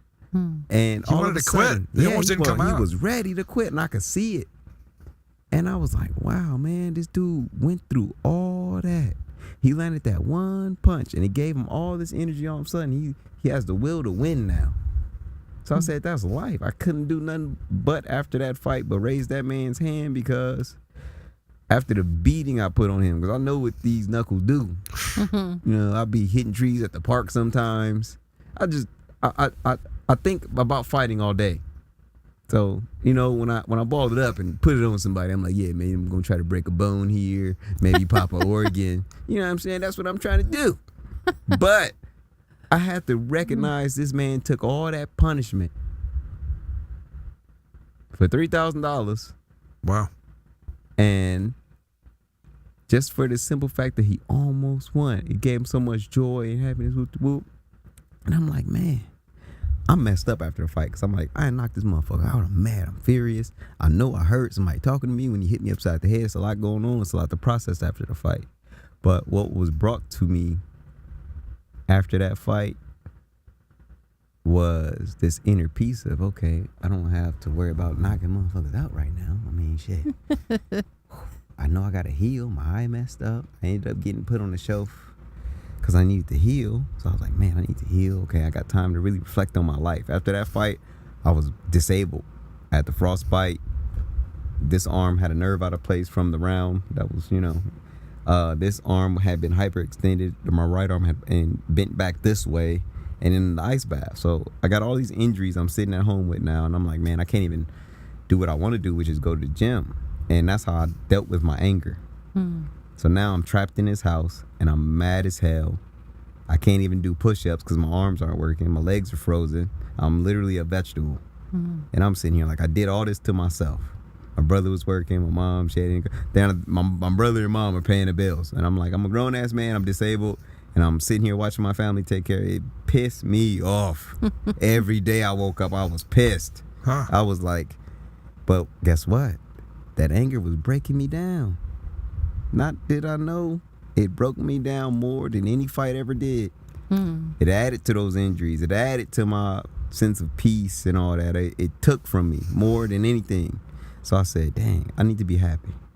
I need to be happy. You need to elevate that joy score, my brother. You need to Yeah. elevate that joy score. So now so you had a couple things to deal with. You had to discern the voice. You had to discern the punishment that you were giving yourself as you were beating yourself up, and then you had to rise back up. So how did you change that attitude? Man, I didn't change it. Wow. Well, look, I did change it, but I had to make the choice to do that. So I come across this man one day. Everything I learned growing up, it was violent. Like, let me see. I was born in 1990. So You're an angry millennial. yeah, you know, everybody knows 90 babies they angry children. You know, the stuff that happened in the 80s. Yeah. You know, the drugs and all the things that went on in the communities. It was bad, man. It was real bad. So the children in my generation, they real messed up. And I understood that. So I was like, you know what, man, I got to do something with this anger, because I understand stuff that I learned when I was a child was not right. It wasn't right. And as I got older, I'm like, man, I really don't know what's going on, man. Tell We us see about a some of lot that stuff that wasn't right as a child. General Drugs. We got, man, I seen a lot of drug abuse, crack, alcohol abuse, fighting, man. The fights in the house was like, it was like UFC times 10. Wow. You know what I'm saying? Yeah. There was A lot of slams, displaced chairs, anger. knives, all the above. It was real fighting. How old were you when this was happening? Fresh out the, I could have been like 2, 3, fresh out. You know what I'm saying? I'm fresh. Wow. And these are the first things I'm seeing. So But you're I'm like, oh. surviving in all that, Yeah, though. You're man. figuring out the rules of the game at that Yeah, point. early. So early. So I was like, wow. First thing I learned as a child, the first thing in the fight, you got to be aware of your surroundings. I would see adults getting into fights. One guy trips over another thing. Next thing you know, you got a guy jumping off of something, giving him the people's elbow. It was wild. So I was like, dang, you got to really be aware of what's going on around you. You know? And then you see all these demeanors people carry. They have different facial expressions, different attitudes. You got to watch that too. So your survival instincts, they really, really kick in from a young age. You don't have to be taught. You don't have to be taught that. You don't have to be taught your right from your left at that moment. When you really, really want to survive, you're going to learn immediately. You're going to adapt. Yeah. So I was like, okay, I'm adapting. And I got to the point as a grown man, I'm adapting. And I said, I'm seeing all this violence, but it's in me. I've watched it over every day. I've watched it every day. You know? So I'm like, man, this feels right, but I know it's wrong. And one day I had this dude, he come up to me, and I'm at the boxing gym, and he comes up, he's all stressed out. And at this time, I'm not gonna lie, I've been living a little violent. You know what I'm saying? I get in a little slugfest here and there in the neighborhood. And he goes, man, God told me I'm supposed to help you. And I'm like, man, let's see what God do, motherfucker. And hold on. I was like, why did I say that? Because all hell broke loose for a straight, like, year, then notorious, all this type of stuff, right? But I go back to him after this fight with all these injuries and soaking in this anger. I go to this man's house, and there's another man there. And Injuries as a kid? no, I'm an adult now. This is after, yeah. I'm going How many back. years later now? Man comes to you, says that, and then what I'm happens? in my early 20s.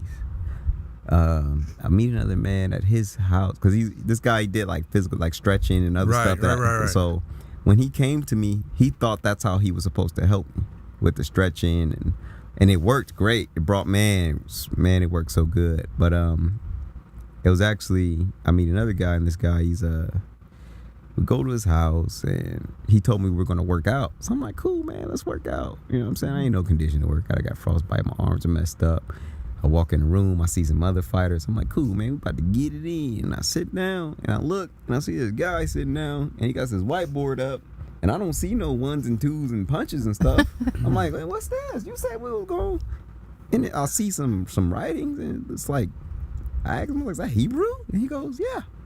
I'm like, oh, these motherfuckers done got me. He's writing Hebrew on the board, huh? Yeah, I'm like, man, I came to work out. And this dude going, Give you scripture. yeah. And I'm sitting here like, man, how am I going to get up out of this? And I look around, and I'm like, Malcolm, your legs are frozen. Your arms don't work. Just sit down. So I'm like, you know what, man? So I sat down, I looked at him, and I started listening. And, you know, one of the first things he wrote on the board was shalom. And I was like, all right, what that mean? And he said, peace, be whole, be complete. Align yourself with the Most High. You don't want nothing. Peace. Align yourself with the Most High. And I was like, I'm sorry. We got to do this. yeah. Shalom, motherfucker. Align yourself with the Most High. Peace. Yeah. Align man. yourself with the Most High. Peace. That's Yeah. beautiful. Keep going. So, you know, I'm looking at it and I'm like, okay. Let me see it in the Hebrew then. What was the whole point of the Hebrew if you're going to write this word? And he goes, okay, this is what I'm going to tell you. He said, the language, you know, the language we speak, it has a culture, right? You know, we got the English language, we got the hip hop. English has so many different cultures in it. You have so many different music and cultures, right? And a lot in my community was rap and hip hop, right? and that shit was violent. That shit was At extremely that time, violent. it was violent. Yeah.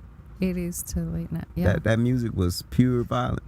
You know, so now it's still, you know, going on. I'm like, dang. Tupac started taking another direction. Yeah, That's he when did. started He shaking. absolutely Right. did. And I forgot to put this on.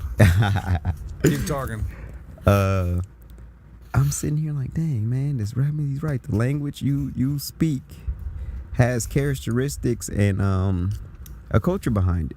Absolutely. And we all know how my ancestors got here, you know, so that naturally means that my culture and all that stuff that I would know naturally has been stripped away. Right.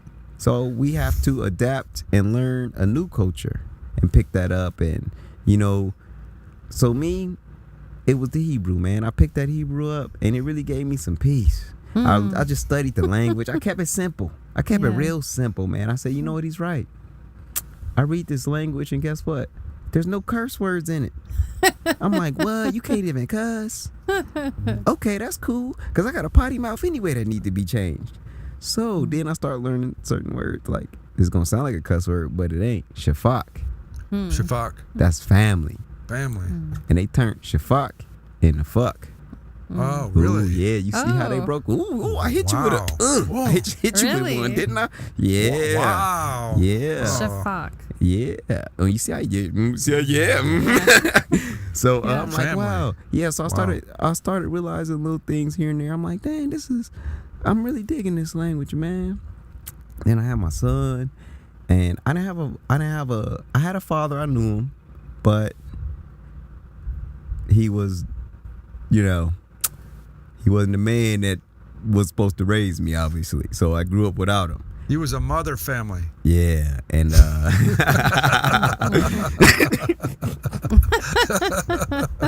A mother Shavak. yeah. So you know, when I had a son, I said, I understood something. Then I didn't know what the hell I was doing. I didn't know how to be a man. I got this little boy, and I got to teach him how to be a man. I didn't know what the hell I was doing, because all I knew how to do was fight. I didn't know how to talk to people. My people skills were shitty. I didn't give a damn about writing. I didn't give a damn about nothing else besides fighting. I said, I got this little boy, and I can't have him walking in the same shoes that I walked in. Because If you guys go to JoyScore, you'll see a picture of him and his son. Yeah. Yeah, in that album, he's got a great beautiful. picture of This is him. a beautiful picture, by the way. It is a beautiful picture. But listen, there's so much in that beautiful story and what you just shared. So- there's so much about what we're trying to do here in your story. I mean, could the man have hit it on the head anymore? Right. Relative to how he took his negativity, found himself literally crawling off of the floor, hearing the voice of, I guess we know who that was, encouraging you to stay on your feet. And how beautiful is that? Yeah. I mean, when that voice comes through and then we know it's not that rational yapping voice that Yeah. continually gets in the way of everything, that rational mind, that Absolutely. relative mind that has a tendency to rob us of our life experience, but he's getting the real voice Yeah. in a direct feed in the moment that he needs it the most. Those are profound moments to have. Yes, I mean, yes. and his ability to recognize it, you could have shut it down. You could have quit. I could have, but you know what? I had this real messed up feeling that if I quit, things weren't going to work out so well. So I was like, you know what, man, let me go ahead and not quit, because the feeling I get when I thought about quitting, I didn't like it at all, not even a little bit. No, so I was like, you know what, man, no. I ain't going to think about that. I'm going to think about...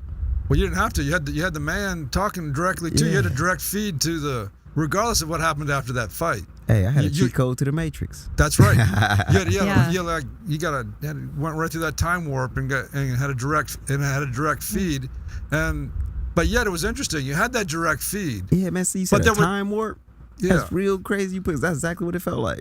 I had that same experience. I did a 360 on the 405, almost hit during pouring rain, the embankment wall, and I was about to do the LA Marathon, and it just, everything became slow-mo. All the traffic was coming towards my car, and all I could think is like, wow, I trained really hard and I'm gonna get into a really bad accident. Yeah. And then the car completely spun all the way around and stopped before I hit the wall. All the cars stopped. You know, and so in those moments, it is surreal. It's like everything stops into slow motion, and then you're like, whoa, I was just given hall pass. Yeah, we don't- exactly. we don't necessarily correlate the fighter or a boxer with having those epiphanies within the context of the brutality that we're perceiving Yeah. as an audience member, even encouraging. We're not understanding that Well, one of the advantages that a fighter has is he's more like the samurai. Yeah. He has that spiritual connection, and it's guiding him into the moment in order for him to survive under the most difficult of circumstances. And then the alignment of another teacher coming in, sort of aligning himself with that voice that you had. You were definitely lining things up and starting to realize that there was another way to go about this that would be more enjoyable. Absolutely. That's so on a scale of 1 to 10, before you got the shot to the head, Mm-hmm. how are you experiencing life relative to a scale of forget 1 to 10, 1 to 100? How, after you got popped and after you found your teacher, how are you sitting here now? what's your level of joy? What's your relationship? state of being? What's your relationship relative to before you got Torres gave you that gift? Let me say y'all something. Do y'all see any shoes on my feet? Nope. I'm the happiest man on earth right now. I do whatever I want. That's Nice. So and how did so tell us so from that teacher to where you're sitting here in this chair, what's the primary lesson? How are you keeping your head above water? Not forget head above water. You're more than head above water. You are living. Absolutely. So How are you living? So we have an audience that's watching, and we all have our struggles. We all have our things. Not all of us are taking the rough road of jumping into a ring and taking punches to the body and trying to recover and heal from that, and then get back into the ring and make another few more bucks. But to the regular person out there, we all don't have the gift of getting popped in the head. As a matter of fact, it's not even legal.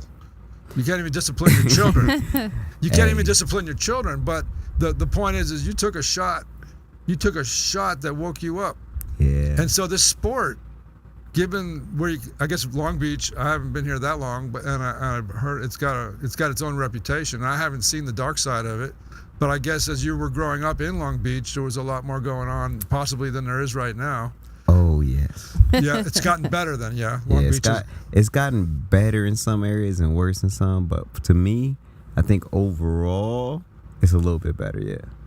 So you're so that transition into how are you doing it? Because our audience, we want to know. Well, and, we want to learn from. We I have want a to question. learn how you're keeping your head above. So, well, not above. He just living the dream. Like you're living your dream. And Yeah, the one thing you're right. that That's not stuck above. out He's- to me, He's above. Malcolm, Above. I saw one of your videos that you said that you box to Mm-hmm. get out what you need to, so you don't take it out other places. Mm-hmm. Because part of the things you're touching on is that you have a son and a responsibility to raise him to be a man. You want to. You don't want to raise him the same way you were raised.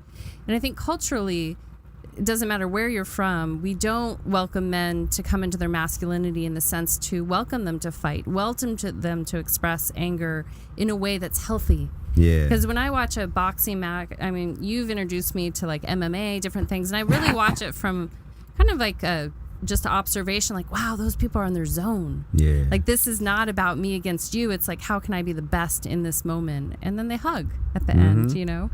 So if you can share a little bit of how important that's been for you to be in your game, in the ring, and then also how much that's been a catalyst for you to express anger in a place that's safe versus out on the street or, you know, to your fellow human for maybe a reason or no reason at all. Where is it anger? It may has nothing to do with anger at this point. Maybe it's just all sport. And Back then, it was absolutely all about the anger. Right now, it's about fighting, period. Because we all fight, like you said, you know. And my fight right now with me personally is my anger. So in order to keep my anger at bay, I just simply read the scripture. I just read a proverb a day, man. Just one. Proverb a day, keep the devil away, brother. I so love so, it. so there must be something must be happening when you pick up the book and you take a look at it. Because we have a JoyScore book that was written by Dr. Bob that's supposed to do the same thing. Not that, you know, Not that it's the Torah or the. This is the proverb, the Bible, just simple Bible. But something's happening to you. Yeah, in that one proverb, there's a transition that you're making within your perspective of the world around you. Can you describe that? Yeah, the interesting thing about the proverbs is you could go to one verse, right? Like you just pop it open, right, and it'll say, "Wisdom and knowledge cry out." What was that? Say that again. One of them is like, wisdom and knowledge cry out at their peak or something, right? And I'm like, wisdom and knowledge cry out. Oh yeah, you're right. So let's just go outside and think. Imagine yourself outside, right? We have senses. If we take our shoes off, we can feel the earth under us, right? Yes, we sir. can feel the wind blowing.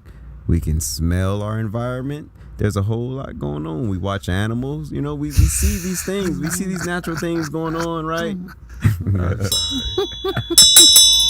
Wow. You know what? Protect your ears. And this bell does not mean the same thing to me as it means to you. You stay in that chair right Thank there. you for clarifying that, because I did get like, oh shit, is this mic on? Oh, no, okay. It's time for me to skip ropes. Time for me to throw a punch. Yeah, somebody need this. No, because you keep going. Yeah, man, and like for example, the elephants in Africa, their ears are shaped like the continent, right? So little things like that. Even like we look at how certain animals move on the ground, or grasshoppers and everything. Just go outside and watch them for a little bit, and then go back inside and sit like a frog, or do this and do that, and you'll see what type of stretches and all these type of things, where these things come from. Nature and man, they're like one and the same almost. We're supposed to be in harmony with what's going on around This us. guy is freaking.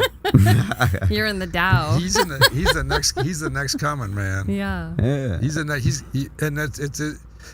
What is he? Yeah, I mean, in your language, what's he describing?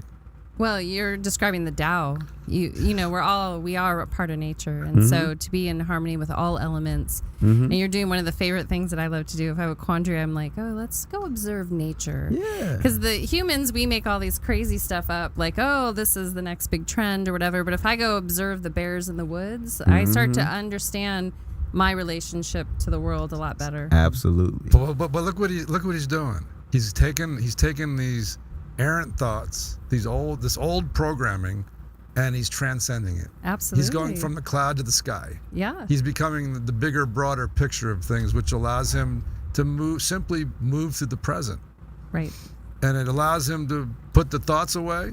It allows him, whatever thoughts, it could even be good thoughts, negative thoughts, but then he has this integral balance between himself and his surroundings. Absolutely. And as a boxer, I'd imagine it's very important to be present. As a healthy person, Yeah. that's the relationship that we have when our joy scores are the highest. Absolutely. When we have that harmony between this body and this other body that surrounds us. And then his senses wake up, and then he's in the moment. Yeah. And I love what you said even about fighting, like growing up in a hostile environment, how much you learned to survive. Like nature teaches us that all of a sudden you have to still be present, aware, to see what you need to do, right? So you wake up, you throw that switch, you read the thing, you become present. And how does that serve you in the ring? How does that serve you in your workout? How does that serve you as far as you having a learning curve? How does that tell us that? Because for our audience, 20 questions. Hey, listen.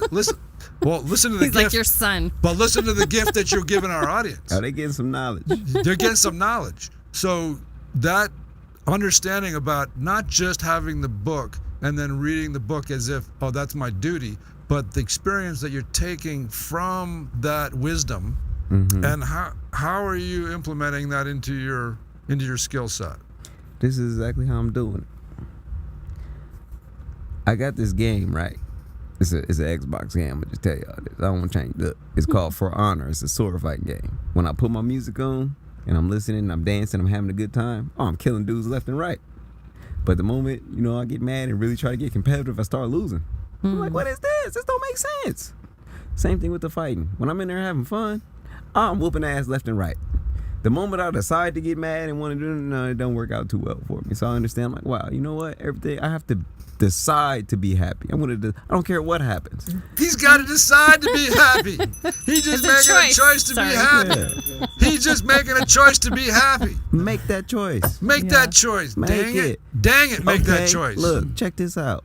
It's raining acid. So You are such a mother family, I can't stand it. Thank you.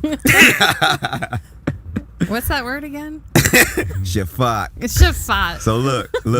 I'm gonna teach y'all too. Shalom, Shafak. Shalom, Shafat. No, Yeah. but it's a Peace tremendous. and Look at all the family. lessons. Look at all the wisdom we're taking from Yeah. that, from the gift that you're bringing. So, tell us. So you bring it. So you throw the switch. I call it a switch. And then once that switch is thrown, now what? Now what? Ain't no switch, brother. 'Cause look, I wake up right, and I'm like, yeah. Look, I ain't gonna lie though. First, I wake up, I stretch. Somebody gonna get rid of these hands today. First thought out the bed, you know what I'm saying? Somebody gonna get these hands. And I said, oh yeah, that's me. Let me go ahead and fight myself, this anger up off me. I'm getting this proverb. Let me relax. Let me go outside and I got a balcony. So I go on my balcony, you know what I do? I take a nice breath of that fresh air. Even though sometimes I wake up at 12. There's cars and shit everywhere. I don't care. I wake up, I go outside now. You know what? I'm a free man. This is great. Oh, look at that green tree. Look at that green tree. Is that a squirrel? Is that a dog? Is that an old lady? You can just you can find anything to appreciate. Yeah. Gratitude. Gratitude, We call that man. gratitude. Yeah. Old school gratitude. Look, growing up in my household, you didn't know nothing about no motherfucking gratitude. Well, you're arguing that. Hey, listen. The sins of the father stop with you. You're absolutely right, and that's exactly what I did. And so you got that. So you're smelling you're seeing the squirrels, you're smelling the trees, you're where you're present, you're filling up with some gratitude, and now you go to the gym. Are you bringing that with you?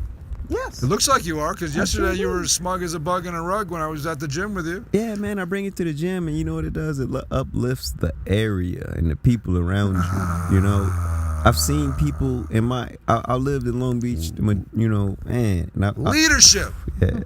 I've seen. Leadership. That's how you did. Listen, that's real leadership. That has nothing to do with position. That has nothing to do with money in the bank. I got rich people telling me they're rich and therefore they're qualified. I'm like, look, you're not qualified just because you're rich. You know what I mean? Well, you got I to know be a able lot to of do wealthy what people you that got aren't to do. happy. You got to do what So. you would do what you do. Yeah. But the point I'm trying to say is that he's wealthy beyond words when he has the ability to enlighten himself, bring that enlightenment into a group of everybody, young kids, men, everything, and you radiate that internal light in your practice, and you lead us into the, not to be so like cliche, into the promised land. But that promised land is what? Right here, right now. Right here, right now, this is our opportunity to shine. Yeah, absolutely. My brother.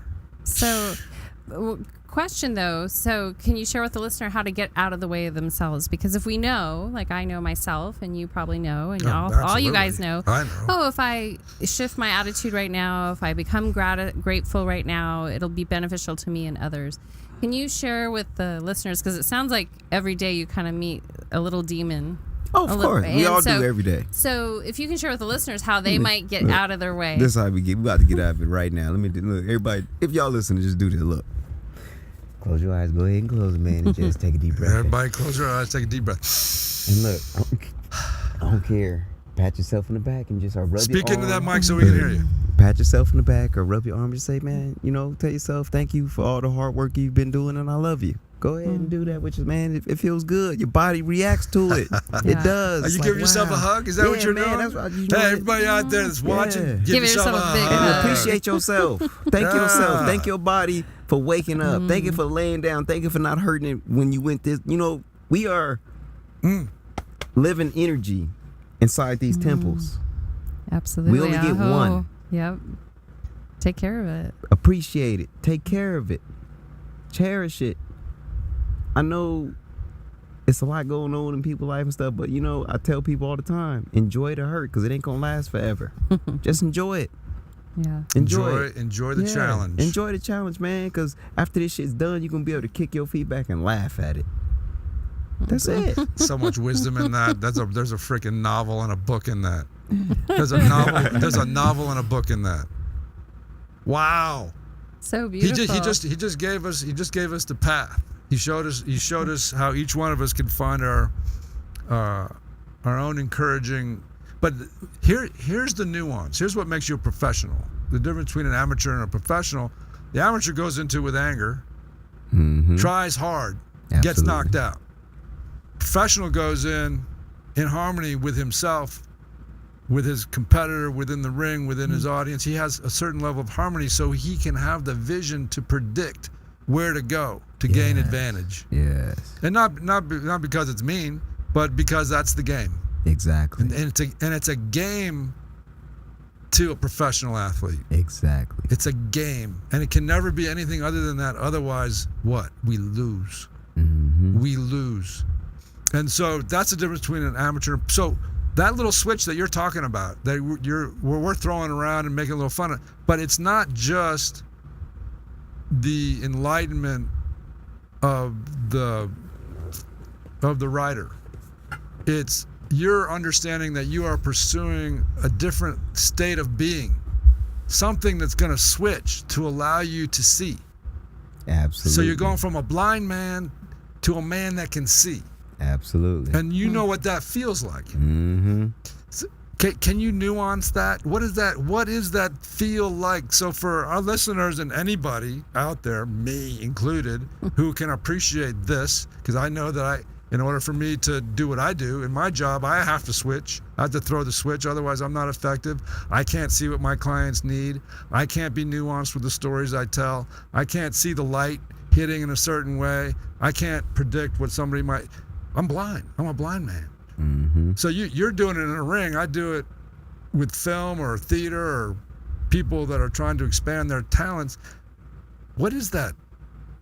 I go with what is that feeling? What is that feeling? Because for all the kids out there, for all the adults, for anybody that's on these antidepressants and they want to get off of them, for all of them that are in a bad relationship and they're not looking at it as a challenge, they're giving them their lives up. They feel like they have to sacrifice everything and be a martyr and dissipate themselves for other people's suffering and all of that stuff. You're not doing that. That's right. There's that fine line, man, where you're going from amateur to professional every day. That's where the simple question comes from. Why? Why am I doing this? So I can feel good. Yeah. So exactly. Right? You know? What makes me feel good? I had to understand, I had to ask myself. After I told myself I loved myself, now I got to get to know myself. Oh! Yeah. Got to spend some time with yourself, brother. Ring your bell, Suzanne. I keep ringing my bell. I keep ringing my bell. Yeah. Oh, yes. There's that power of choice again, because I want to feel good. So what do you say to your students when they want to play crybaby, victim? How do you motivate them? I didn't see any of those in there, but I asked them, is that what you want to do? And it's a simple yes or no question. Yep. Is that what you want to do? Well, no, I do it. Okay, well, then stop. Just stop. What are you going to do? Okay, take a walk. Give yourself some time. If you can't stop right away, if you ain't got it like that, take a motherfucking walk. Walk it off. Drink some water. Jump up and down. Do what you got to do. Tie a shoe, untie it. Tie your shoes together and trip and fall. I don't care. Do what you got to do. But just stop. Whatever you got to do to stop, just stop. And then do the opposite. Yeah. That's it. If I see somebody that's upset and they yelling at the top of their lungs, you ain't shit, you blah, blah, blah, blah. If you know everything that person is saying is not true, then why you get mad? Who cares? Yeah. You know? And you know what you're doing while you're doing that? You're helping them. Yeah. You're not reflecting their negative energy. You're actually seeing, because you can see now. Yeah. And you can help them as opposed to be put off by them or need to knock them out. Exactly. And that right there was a lot of work for me to do, because I grew up so angry. If I found out somebody had their own room, I was ready to fight, because I slept on the floor most of my childhood. Yeah. That's how mad I was. You were incensed. I was mad. I was mad about every little thing. We grew up off of fucking boiled clumps of flour and chicken. You grew a body like you got on freaking clumps of chicken and freaking flour. Yeah. Hey, look. Good Lord. You know, we ate some of it, like, man, we was hungry growing up. I was mad, man. And then just to be here now laughing about this shit. Yeah. is a blessing. Absolutely. Well, you're a Oh. blessing. You're a blessing. So I'm curious about your decision to go on the contender. I don't know how much you're allowed to talk about it, but how has that been in relationship to employing some of these beautiful wisdoms in a media world of entertainment? That's right, the contender. It's been great. You know why? Because people. Well, you know what? This is what I'm gonna say. It's been great for me because everywhere I go, the people I get to see, like yourselves, what y'all want to hear? Some wisdom, some knowledge. We get to share. Yeah. We get the fellowship and powwow. That's right. Ain't nothing better than this. Absolutely. You know what I'm saying? Look, y'all enjoying with the hit. Look, y'all moving cheese like a motherfucker. You know what I'm saying? Y'all be really enjoying this. And I am too. Yeah. So I'm like, this is great. You know, this is really great. And this is what we decided to do. If you guys didn't like it, you guys wouldn't be here. Simple as that. You wouldn't. You be like, you know what? If you don't like your job, you know, get another. Oh man, it's hard. Yeah. Hey, where there's a will, there's a way, and sometimes all you gotta do is just obey. Yeah. Beautiful. Where there's a will, there's a way. Sometimes you just gotta obey. You're that's all channeling you your gotta do, Tupac man. now. Yeah, you know, I think I'm about to write a song or two, but you know, I'm gonna have to give it to somebody else to sing it. No, I'm saying. So you got the contender under your belt. Yeah. You got a ton of good faith behind you. Where do you want to go? Where do you see yourself going? When's the next? You got to fight in November, don't you? I believe so, man. It's in the talks. I'm not sure. They've been talking about it, so I've been like, okay. Well, whatever the case is, as you guys can see, I'm ready. A guy like you's got to fight 3-4 times a year, though. I mean, since you're a gym rat, you're in. I mean, seems like you're ready to go a lot. I am. Recently, I had a lot of injuries and whatnot to get over, so you know, November is the perfect time, right amount of time for me to heal up and stretch out. You mean be ready by November? Be absolutely ready. Who maybe's on the card for you in November? No idea. Yeah, you got your That's a management coin working on toss. it. Yeah, everybody's throwing that around. Huh? Yeah. But All right, let's get you in the ring. Ooh, yeah, it's gonna be exciting. Once I get in there, it's gonna be exciting. Well, Whatever, when you figure that out, you make sure you come back over to us and you come on here and we see you fight ready and we can plug your fight and any other good things you're doing. So what else do you need? Are you looking for anything? You looking for sponsorship, but do you have people taking care of you? Well, in an ideal world, what do you have to make your journey better? Easier or better? Right now, let me see. Nothing. Nothing. That's beautiful. Yeah, look, let me tell you my diet, bro. My diet, I drink plenty. Hey, we had water. Chris Sweeney in here saying you're eating Chris some of his Sweeney, food. that's my man. He like if I need something custom, I'd be like, hey Sweeney, I need me some sandwich, some salads, brother.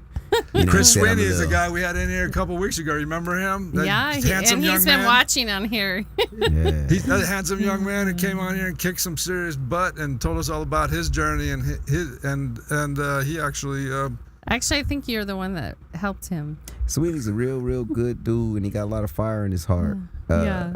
He was in the gym today. I heard. Yeah, he was. He was in there with a little cut finger. I'm like, Sweeney, what are you doing, bro? You like missing half your finger. He's like, I just wanna work out.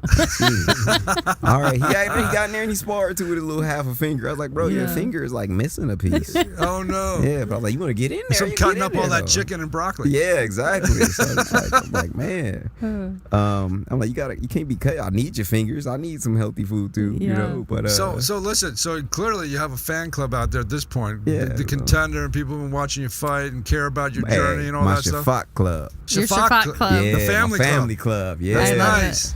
So what about this? Is it a real club? A family club? What is Yeah, it? man. You know, everybody like I consider y'all family. That's Yeah. right. You know, can now. Everybody I talk to and I come in, I have good energy with. You motherfuckers can come over anytime. And That's all awesome. I have is water, but you can have some water. I love it. This woman can cook. She bring some I'll food bring the with food. her. Oh yeah. Yeah, Well, that's look, there right. we go. Some salmon. You like salmon? I love salmon, man. You cook it There we go. 47 different ways. That's wonderful. That's wonderful. But what is it like? If people want to follow you or find you, how do we follow you and find you and support you and know when your next events are coming up? If we don't watch a lot of TV. If we don't even know what the contenders on FS1 Epics. Epics. So the contenders on Epics are these episodes, have they already aired or are they coming up? I think they're like on episode 6 now. On episode 6, so are you Or still 5. are you still on? Have you made it that far? Hey, I know I didn't make it that far. I got What? knocked out the first round. Oh. Shit, I had like I said, I had a lot of injuries and stuff. Oh no. And I didn't know how bad it was until I got up in there and started fighting. And I'm like, damn. I had to switch. I had to do a lot of stuff to keep fighting.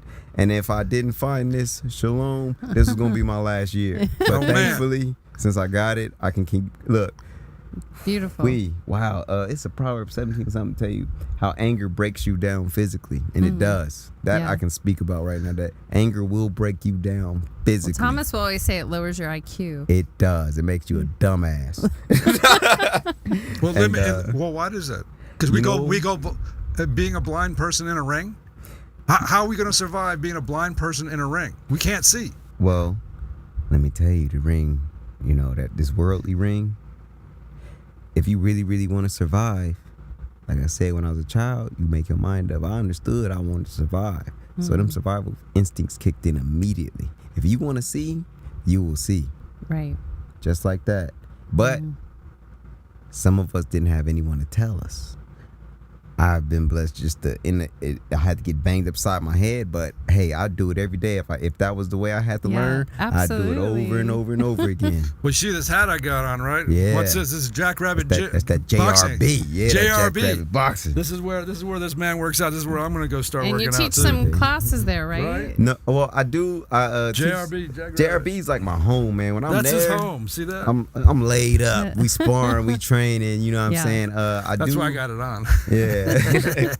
I teach a class at Long Beach United. What's the name of the owner of the gym over there? Jackrabbit? Ivan Seal. Ivan Seal, and he's got some Yeah. great clothes over there for sale. Man, he does. His, That's why I got this hat. He's got some great boxing stuff, great boxing Compression gear, compression all that. gear. He sells all that stuff. So does he have he's got the, what is it? Just Jackrabbit?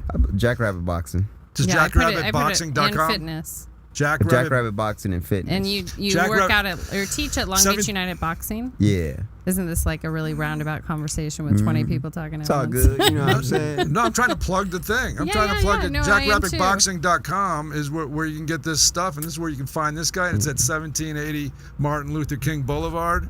You can enter it on Reese up here in Yeah. Long Beach. And the links It's a below. beautiful, beautiful gym. I mean, I used to work out at Wildcard Gym up in Hollywood. It's just a great place to work out because of all the people in there, but it was a little dirty. This place is clean. You can like eat off the floor in this place. It's people in there working out.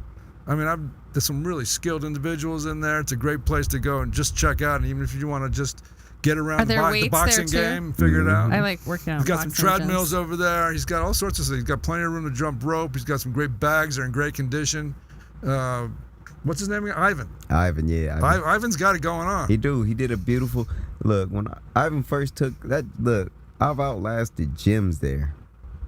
And when he took it over, What does that mean? There's always been a gym Change there? of there's ownership. always been a gym. Really? there. I've been there since I was 10 years old. Oh, no kidding. That's great. It Yeah. stayed there.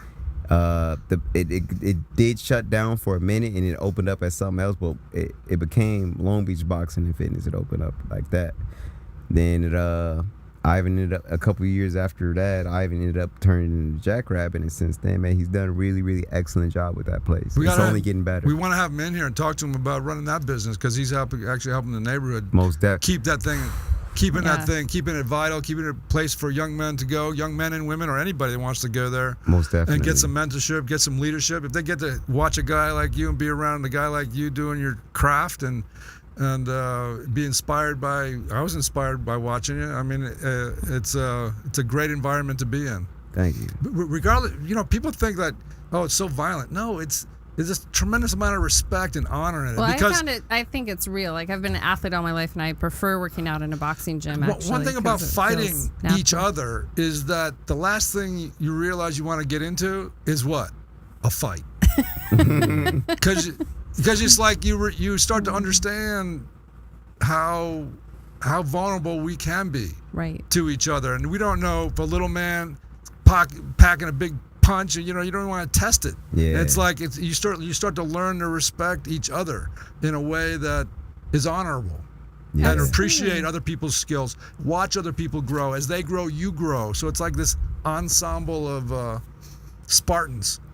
Well, I think You know, it's it important is. It's to kind- you know know- how to like defend self and defend others. I was watching you Yes. dance. You were doing your shadow boxing. You had two youngsters behind you. I took a little bit of film on it so I could put together that little promo. And the one guy on the right, and the one guy on the left was like trying to keep up. But you could see him, he was missing the step. He's going, dang, I can't get the jump, back. And he's sitting there, he's trying to get the jump, back. And you got the little man on the other side going jump, back, like shadowing the mini they me. do that. It looked like a mini me. This kid was like right up with him. And the other one was no embarrassment, in there like learning the dance step, learning how to move his And feet. that's exactly what it is. It's just a dance. It's a beautiful dance. Mhm. It's a beautiful dance of warriors and mutual respect. And if there's ever any disrespect, guess where it's worked out?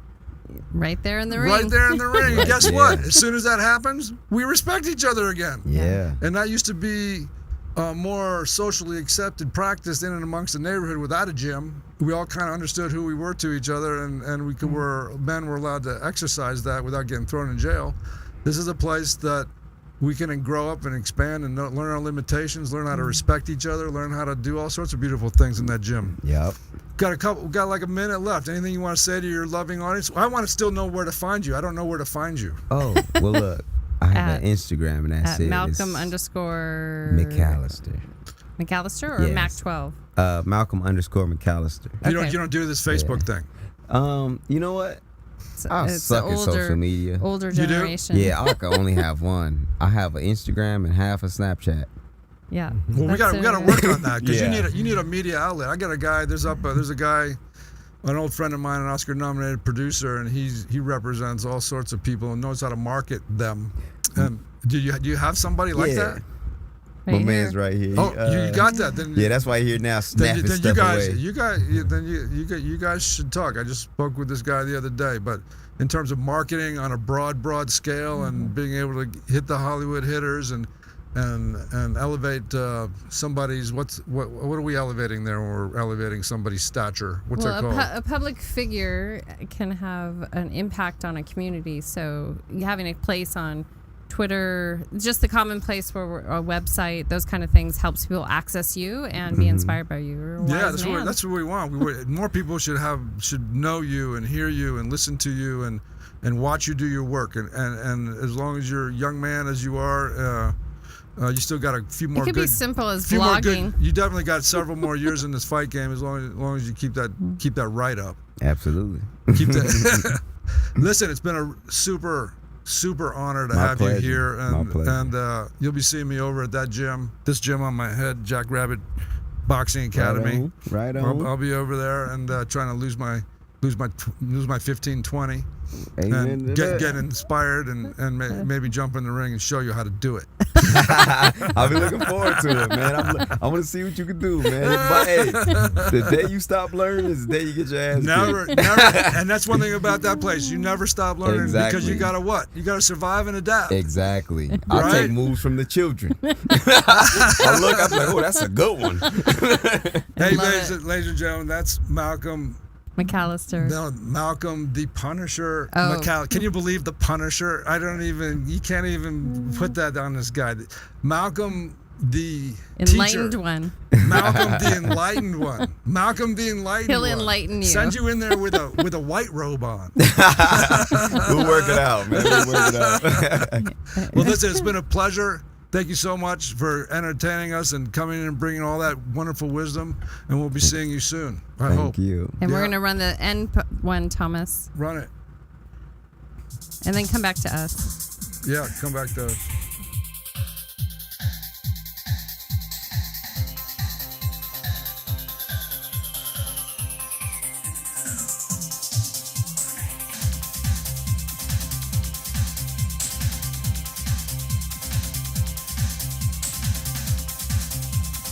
Joy that we have. Wonderful. So we're gonna wrap this thing up.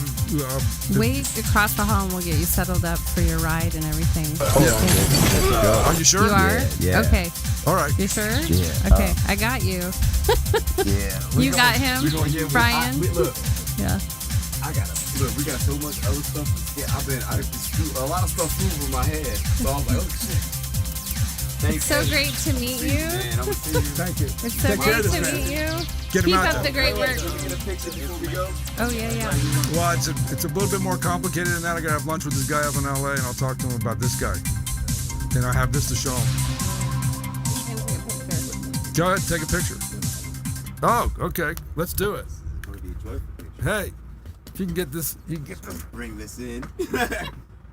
Break left, break right, quickly. We're getting our picture taken now.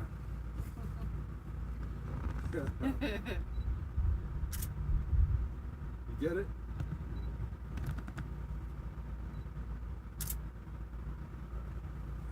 Thank you. Great work. You guys are freaking wonderful.